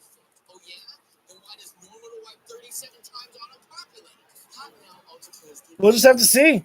That one has me curious, though.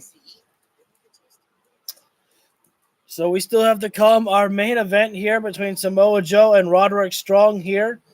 The winner of that matchup faces MJF next week for the AEW World Heavyweight Championship. Tony Storm won the Fatal 4-Way matchup and will be facing Saraya next week for the AEW Women's World Championship at Grand Slam.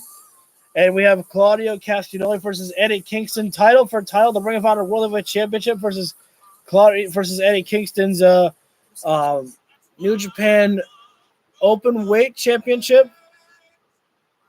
I always forget if I think it's the Open Weight Championship. Jericho and Guevara will be facing next week.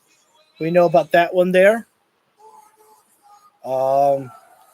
Don't think. Moxley will be facing Rey Fenix next week. I think I pretty much covered everything so far about what's happening on the show here. Ruby Soho has dyed her hair, to go back black. Unless that was her natural hair color beforehand. I don't know. I didn't point that out there. But there's that. Oh, yes. Let's go. We get to see the return of Jade Cargill once again. I love this one. A storm is coming. I'm very happy that Jade is back.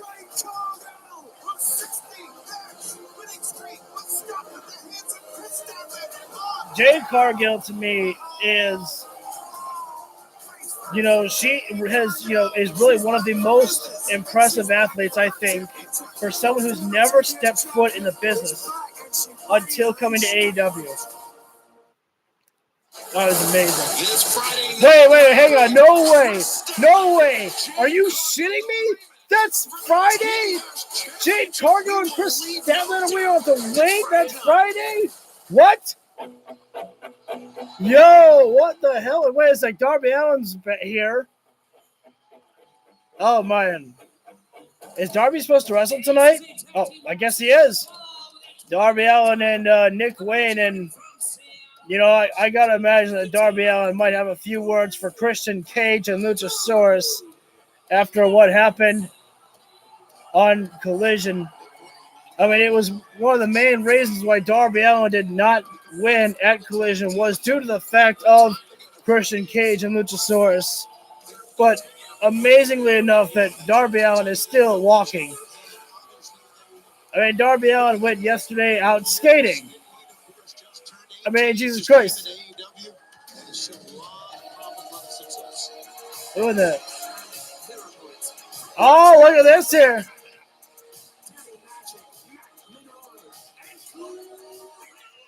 Hey, you know what? I do like the fact that the rest of the former Jericho Appreciation Society members are all still staying with each other, because even though they left Jericho, it doesn't mean they left, supporting each other. I do like that, though. I would like to see the Dark Order perhaps recruit Anna Jay back into the Dark Order. I mean, I think I forgot to mention this on the Collision stream, but the Dark Order, when they were doing their small little promo package, the Dark Order was basically like, you don't want to, be with the bad guys. Don't you want something better for yourself? Join the Dark Order. It was a callback to how they were at the beginning, and that excites me for what I can see next for the Dark Order. I'm glad they're still with each other. But let's focus on this matchup here with Nick Wayne and wait a minute. We're not 5 seconds into this matchup here, and Christian Cage making his presence known here. And of course, with Luchasaurus at his side, right hand of destruction right there. And Nick Wayne, unfortunately, took his eyes off of the matchup here. And Cool Hand Angela Parker oh, wait a second. I'm pretty sure to the delight of Tony Schiavone, Christian Cage is on commentary. Nick Wayne, nice bulldog there from Angela Parker right there. I wouldn't say it's a fascination. I would just say the young man needs a mentor. He's immensely talented, obviously. He just needs to be steered in the right direction. I'm not sure Darby Allin is that guy. Darby Allin is just I am quite. I lost my train of thought. I'm not sure what's going on with him putting his trust in these guys with weird face paint. I mean, these guys are obviously pretending to be something they're not. They're hiding their identities for some reason. They're afraid to be their authentic selves. The fans are coming alive for Daddy Magic, and I'm all for it as well.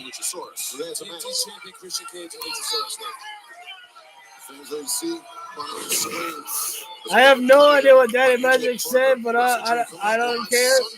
I love the fact that he's getting some love. And dudes, I'm telling you, I will never forget the feeling that I had when I got to finally hear the fact that Bryan Danielson called out Zack Sabre Jr. I remember that I went up in my hands and I said, praise it! I am very happy. Thanks to the Wrestling Gods, we have got Bryan Danielson and Zack Sabre Jr. coming up next month at Wrestle Dream.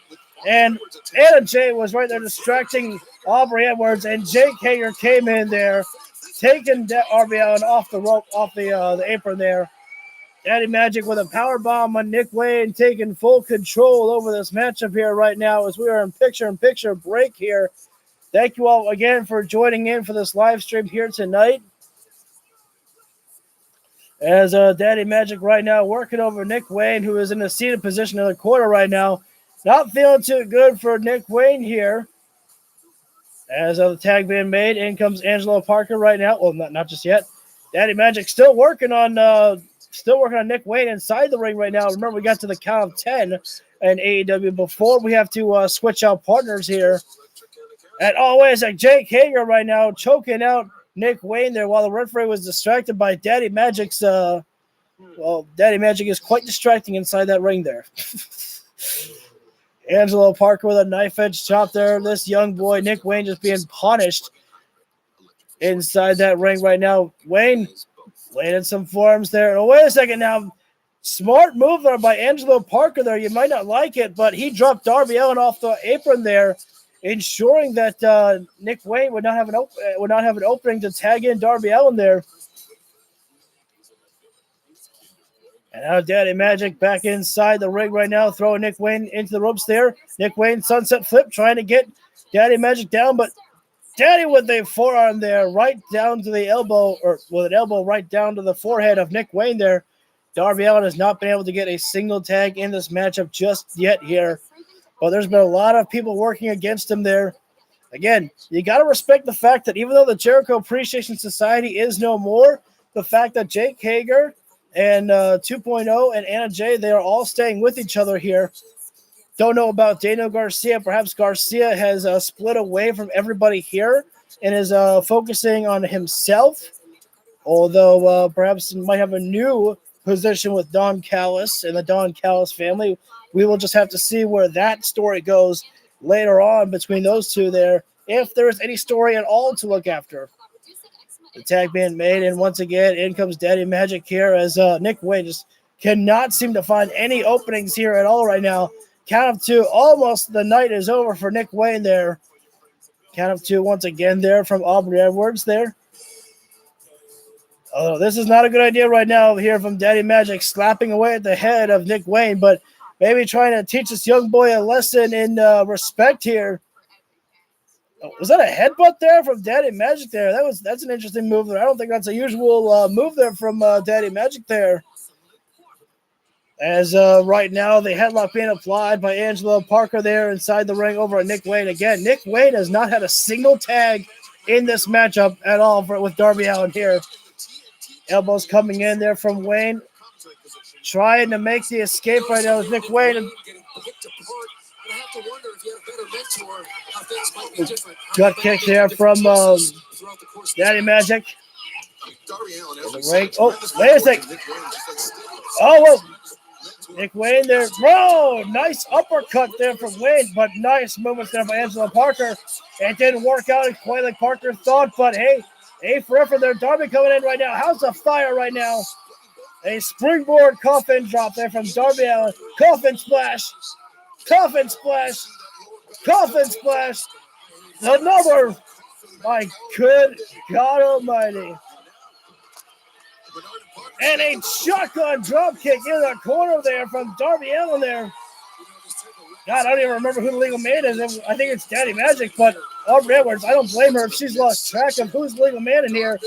Cold red there. Nice capture there from Darby. Almost turned the lights out for Angelo Parker here. Thank you for joining in right now, Darby. Oh, a little bit of kick right there. Angelo Parker with a gut kick right to Darby Allin's stomach there. Looking for Darby goes right. Oh, nice elbow there from Angelo Parker. Line tag being made there. Is that a right move there by Darby though to use that though? Caught her there.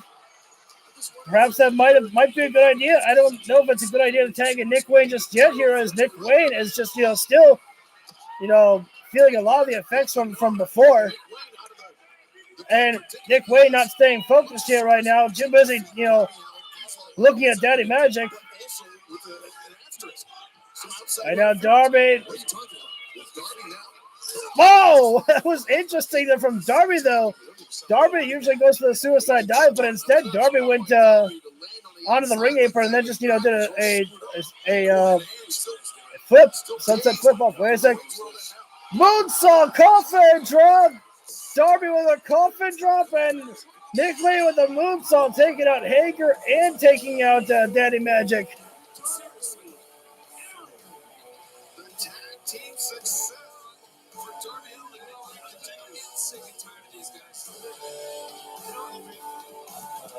Christian Cage might not like the outcome here, but Hold on. Very impressive victory. Cincinnati, I'm conducting business. Sit down and shut your mouths. Nick Wayne, after I went home last week, I was scrolling through your mom's Instagram account. Jesus. And there was a couple things that bothered me. The first being, your mom doesn't post enough bikini pics. But don't worry, I sent her a special request on the side. Oh my God. The other is that there's still a lot of talk about Darby Allin and Sting's big victory at All In at Wembley Stadium in London. And it's really starting to piss me off. And as the franchise player here, I gotta say, it's kind of embarrassing. Can't forget about losing to the Cleveland Browns, embarrassing, but embarrassing nonetheless. Can't. Now, I just want to remind everybody of one thing. First of all, I did not take the loss for my team in that match. And the second thing is, I didn't have my regular partner with me, did I? So I think it's time to right that wrong. Next week Arthur Ashe Stadium Grand Slam, I'm proposing this. Darby Allin and Sting versus Christian Cage, the TNT champ, and the most complete big man in the business, Luchasaurus. If you got the balls, I'll see ya in New York City.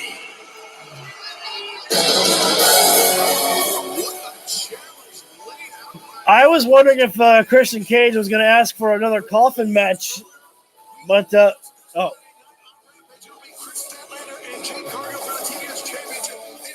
The Acclaim, so now they're running down the Rampage card. The Acclaim will be in action. Christopher Daniels and Matt Sydal versus the Kingdom. Yes, please. And the Lucha Brothers. Yes! Oh, no. Oh, sorry. I thought I saw Jeff Jarrett. I saw the blonde hair. I thought that was Kip Sabian. Oh, okay. All right, I guess. I mean, I'm sure Kip will be there because the Butcher and Blade are there. The Lucha Brothers are taking on the Hardys. Ryan Danielson, Claudio Castagnoli versus Ricky Starks and Big Bill. Iron Savages versus FTR on Collision. Oxley and Ray Phoenix, we know about that matchup.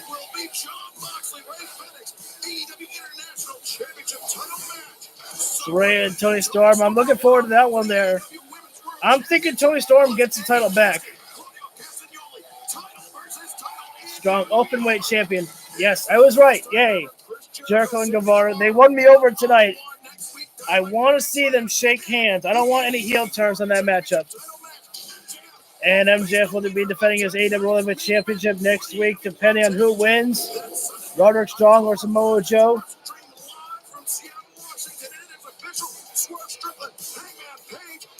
We're going to be at October 1st before we know it, man. Danielson, Zack Sabre Jr. I cannot wait. But fans coming up next on Dynamite, our main event. Let's take a look at how we got here. Grand Slam World Title Eliminator semifinal Saturday.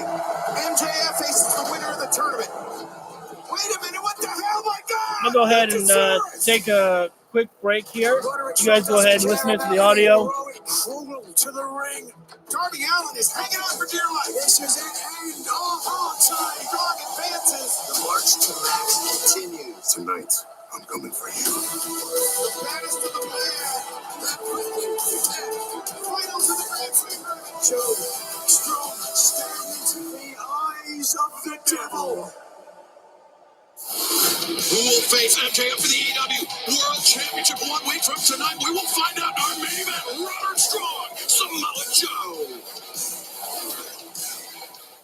I heard every time you order Little Caesars during the Pizza pregame, you score a fun perk.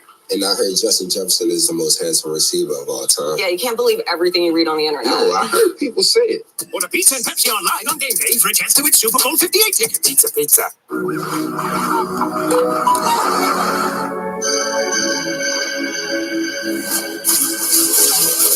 Please don't go. Please don't go. Please don't go.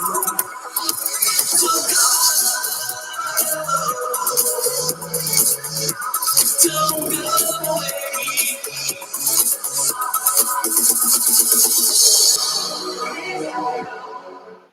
The best nights start with the Jägermeister, made with 56 botanicals, always served ice cold.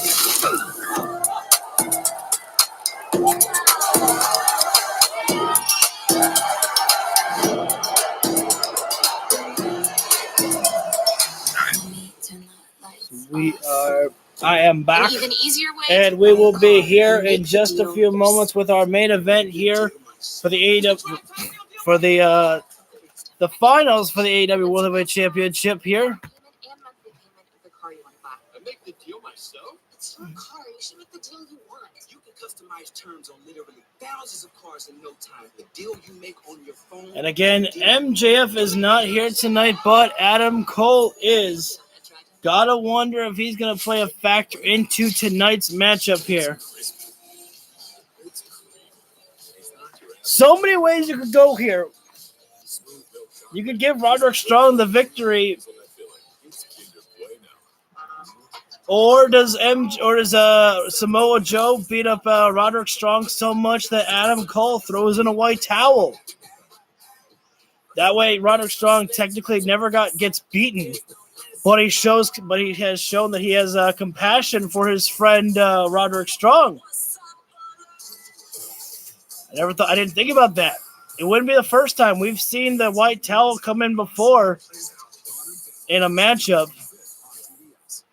And then we saw also just a couple weeks ago, we saw, I believe it might have been Christian Cage offering the white towel over to Nick Wayne. I believe that was at All Out when Darby Allin was facing Luchasaurus.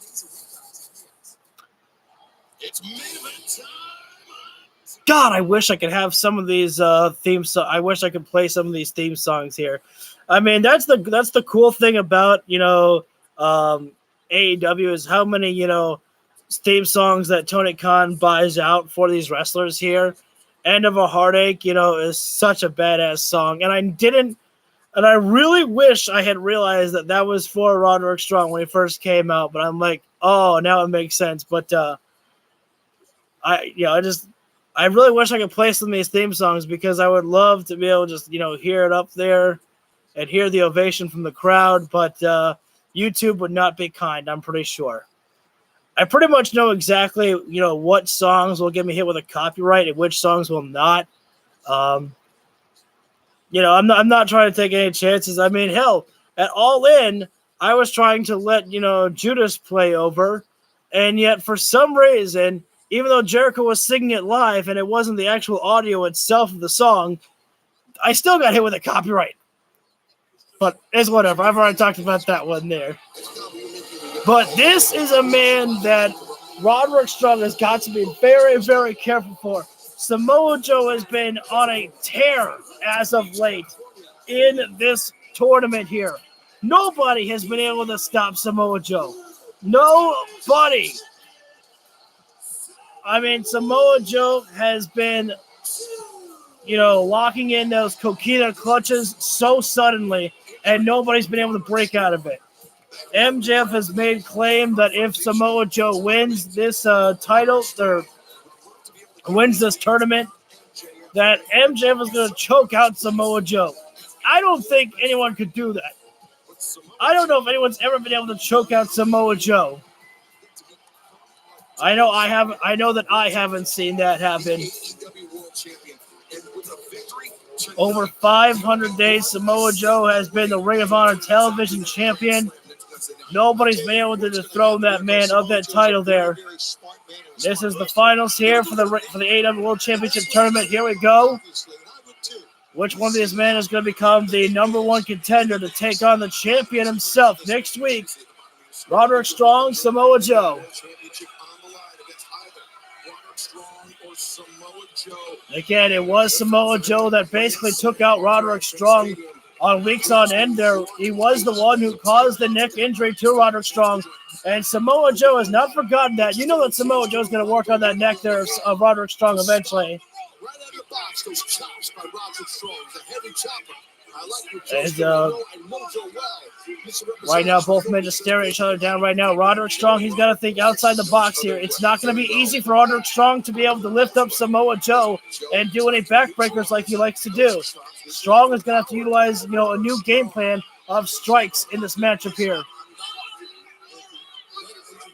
A smart strategy there by Roderick Strong to outside the ring. He realizes what he's in. He realizes he's in for a long night here with Samoa Joe here. But a good idea by Samoa Joe to not go to the outside there, not taking any risks there with the Kingdom on the outside of the floor. Both men veterans inside that ring there. But Samoa Joe was like a wild animal stalking at Roderick Strong there. Oh, wait a second. Hang on. I think actually, if I'm not mistaken, I believe that Samoa Joe may have a little bit of wrestling tape on his leg there, but it's barely noticeable. Once again, though, Roderick Strong has gone to the outside of the floor here. Roderick Strong is in disbelief. It's hard to battle against a man like Samoa Joe. Especially, I hate to bring up the size difference between the two of Roderick Strong and Samoa Joe, but there is obviously a size difference between them. And now Samoa Joe has made a rare mistake. Samoa Joe went to the outside of the floor. I understand Samoa Joe is feeling a little bit angered. Oh, wait a second. There it is. There was a little bit of a strike to the leg right there from Roderick Strong. And now Strong is nailing the strikes there of Joe, which, again, that was the strategy that he needs to employ in this matchup to get any upper hand on Samoa Joe right now. Oh, my God. A freight train came in there. Samoa Joe with a running back elbow. Samoa Joe is foaming at the mouth, just trying to strike on Roderick Strong right now. And the jabs coming in from the Ring of Honor television champion, raining down on Roderick Strong here. Better be careful though. Joe's got to make sure and watch out for the count there from the referee. And well, knife edge chop there from Joe, and now Roderick Strong with a knife edge chop. And looks like Roderick Strong is done running away. Strong is now nailing the strikes in right there. But maybe Strong is hoping that he had more time to run away from Samoa Joe. As Samoa Joe is keeping Roderick Strong in close quarters, as Joe is not going to allow Roderick Strong to roll outside the ring again, as Samoa Joe just wants to completely wreck and destroy Roderick Strong right now. He doesn't want to allow Roderick Strong to get outside the ring anymore. And, that strategy has not worked out because Roderick Strong falls back to the outside of the floor where the friends of the kingdom are at the side of Roderick Strong right there now. You got to imagine that Adam Cole watching this matchup closely backstage as well, too. And just think about, how much that he is, just remembering about what Joe did to Strong and just, maybe there's some guilt from Adam Cole just realizing that two of his friends are suffering neck injuries, and maybe he has been, looking too much at MJF. He hasn't even thought about Roderick Strong at all. He has been unable to multitask. Oh, knife edge chop to the back and a kick to the chest there from Joe. This is all Joe here right now. Roderick Strong has had about, 10% offense in this matchup here. Maybe I'm being too generous on that one there. Samoa Joe, like always, just stalking his prey right now. Cranking at the neck right there. And that the Kingdom is not approving of that one there. Cranking at the neck right there. Poor Strong in his neck. Roderick Strong needs to be like a fish out of water and start, swarming his way out of here. He needs to flop all around the ring to get out of this submission hold here. Oh, wait a sec, Strong able to use those feet of his to push off from Samoa Joe's arms there. Hey, you got to give it to Roderick Strong. He's holding onto his neck right there, but he is still going charging on Samoa Joe there to deliver more punishment when Roderick Strong could have backed up if he wanted to run away and get some distance, but he's trying to take the fight here. Again, this is not just any regular matchup. This is for the opportunity to become the new number one contender for the AEW World Heavyweight Championship coming up. Wrestle Dream is coming up October 1st. So make sure that you have your money saved up at the end of the month. If you're looking to order Wrestle Dream, definitely I would recommend it because you are going to be able to witness Bryan Danielson and Zack Sabre Jr.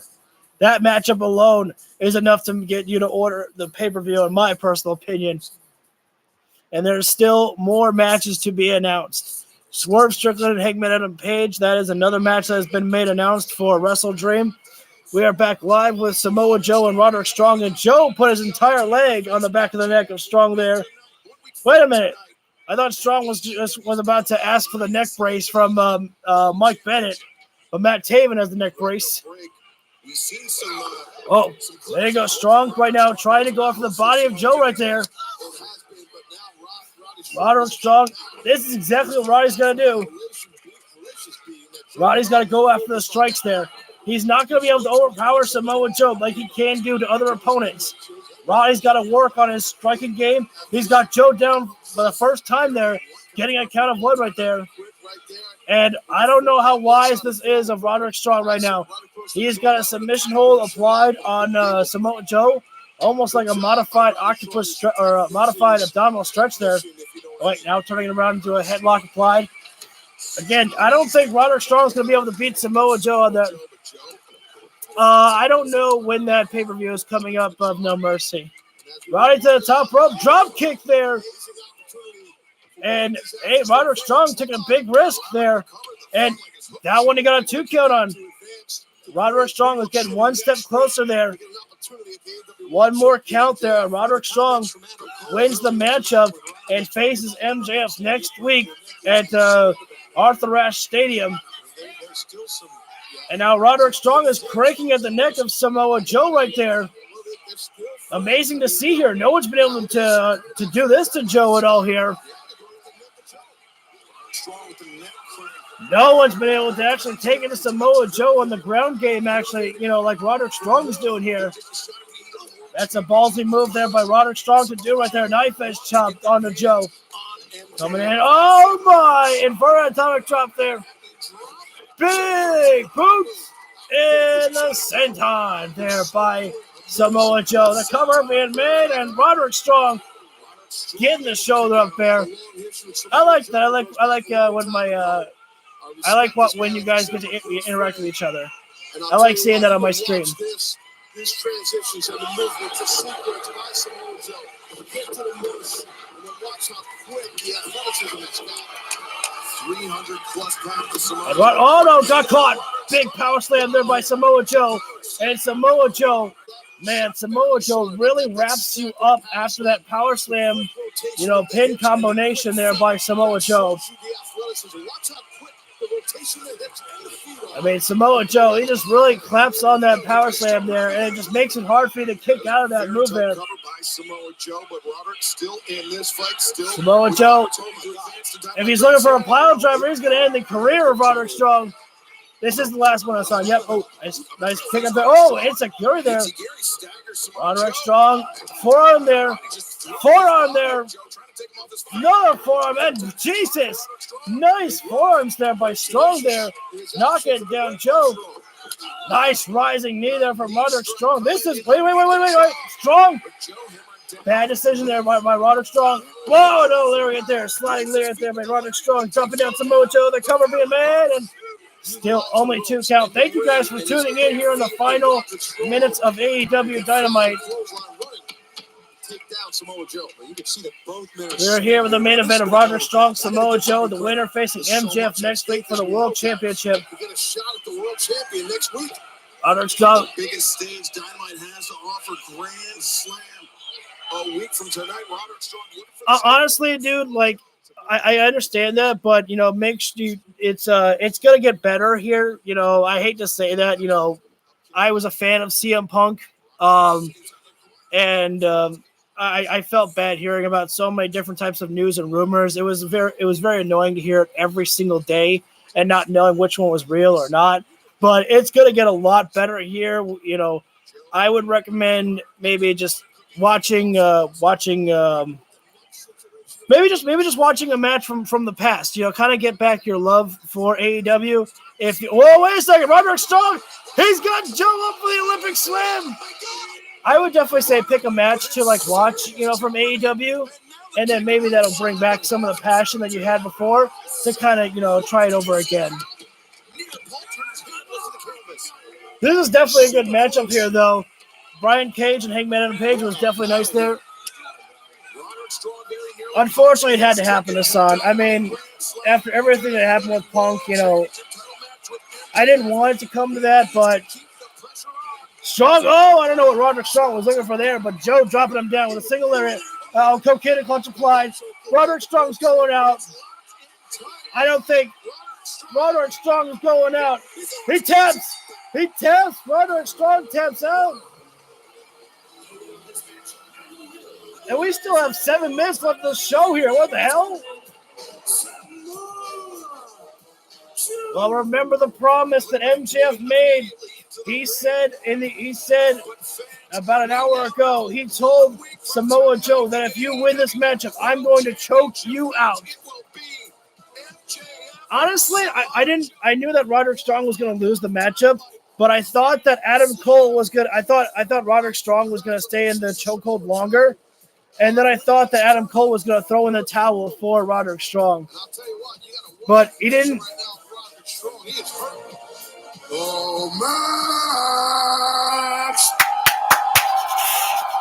Talk to us, Joe. It's a frightening look right there, guys.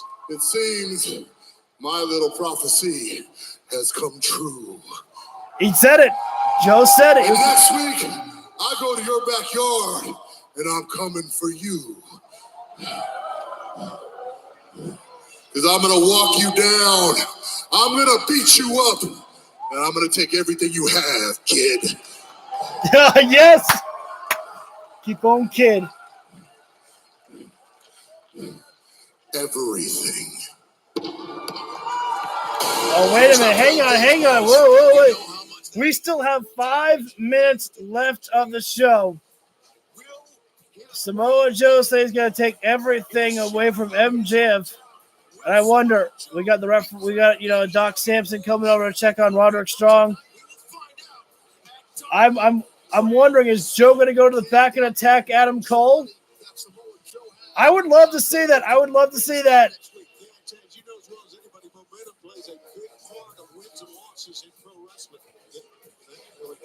Roderick Strong.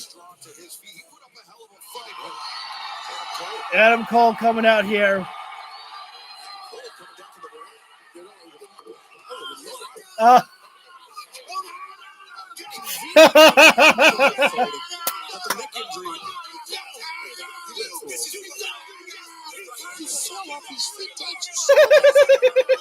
Roderick Strong.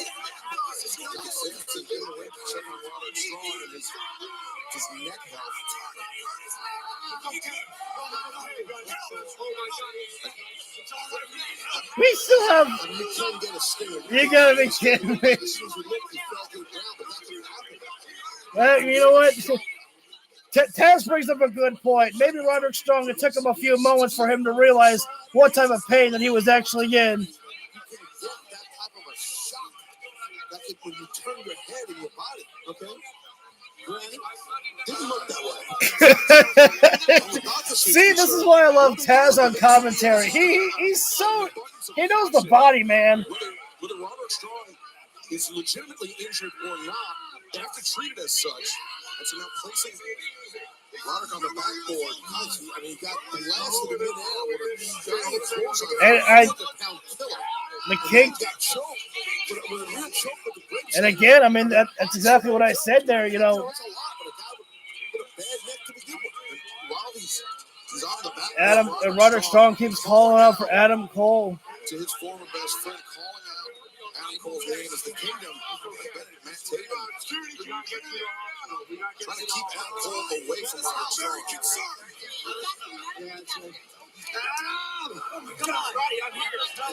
Come on, Mike. I can't see him. You've done enough. I can't see him.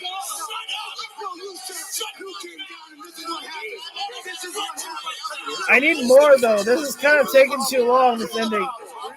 Taking any chances, no, that's what we're getting. This is what they have to do. They're going to bunch of bozos screaming back and forth. I need more.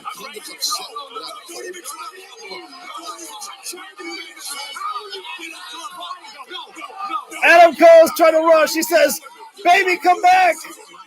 I'm going after my boyfriend."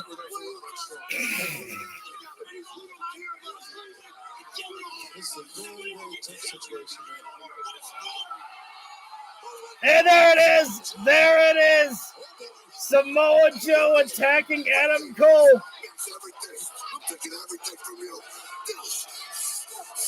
Samoa Joe gets the last laugh, gets the choke out. Adam Cole right there. And man, maybe.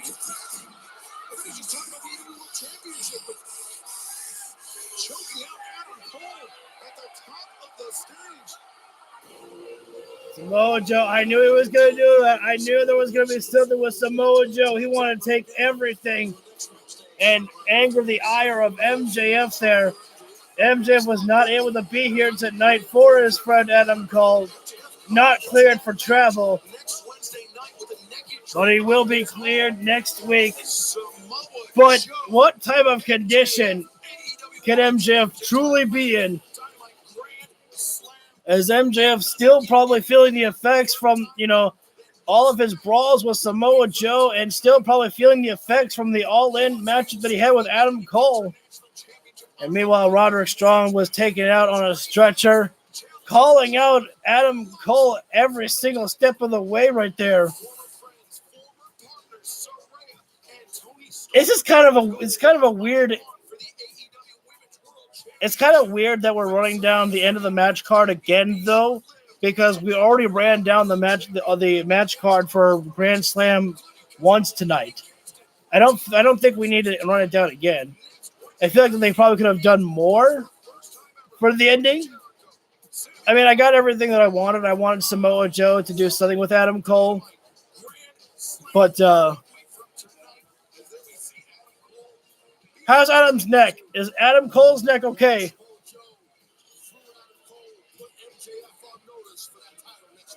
Well, fans, thank you for joining us tonight on Dynamite. We will see you Friday night for Rampage, Saturday for Collision, then 1 week from tonight, Dynamite Grand Slam. Well, that does it, folks. That completes AEW Dynamite here tonight. Thank you all for joining in here. Pretty good episode of the show. I pretty much enjoyed everything on the show. I don't know if I would consider it one of my favorite AEW Dynamites, but it definitely helped move everything along for Grand Slam, and everything did as it was supposed to do. So, again, I didn't really have anything bad to say about it. It was a fun show to watch. Some good wrestling, as AEW always gives to us. But yeah, so that does it there. Samoa Joe won the matchup against Roderick Strong. I honestly thought that when Joe had the Coquina clutch locked in on Roderick Strong, I thought they were going to send Adam Cole out there then, and then Adam Cole was going to throw in the towel for Roderick Strong. That way Strong didn't have to tap out. Adam Cole was the one who threw in the towel for Strong to save his friend, but that was not what happened on that night there. I don't know. I kind of feel like that I would have liked that version better, though. Seeing Adam Cole throw in the towel for Roderick Strong and Strong not being happy by it, but Adam Cole just, being doing that because he was concerned for Roderick Strong. But I don't know. I guess both ways work out there. Now I wonder what we're going to get with next week, though. I mean, we have MJF and Samoa Joe, and then where does the story go with Roderick Strong and Adam Cole now? Because maybe MJF is going to be there next week. He's going to be there next week, and maybe MJF is going to say, Adam, I need you at ringside with me. And maybe Adam Cole goes, look, I can't. I need to be there for Roddy right now, too. And that's going to piss off MJF. Maybe that's where we start seeing more of the rift, between Adam Cole and MJF, because Adam Cole realizes now that he was not there for Roderick Strong like he's been there for MJF. And he needs to make it up to him somehow, some way. He needs his brochacho, Roderick Strong. And so who knows? But that is I think that's everything pretty much that I want to say. So thank you all for tuning in. If you feel the video deserves it, you can hit the like button down below. It's much appreciated. You can leave a comment on the replay. I will respond to any of you guys here. Hit the subscribe while you're there. Hit the bell icon so you get notified when I go live for any of my videos whatsoever. I think I might do. I'll do my AEW Universe mode tomorrow. I think I've had enough with today. It's been a long day for me. So, but thank you all for tuning in. And again, I will see you all for the next round tomorrow. And take care, everyone. Have a great rest of your night.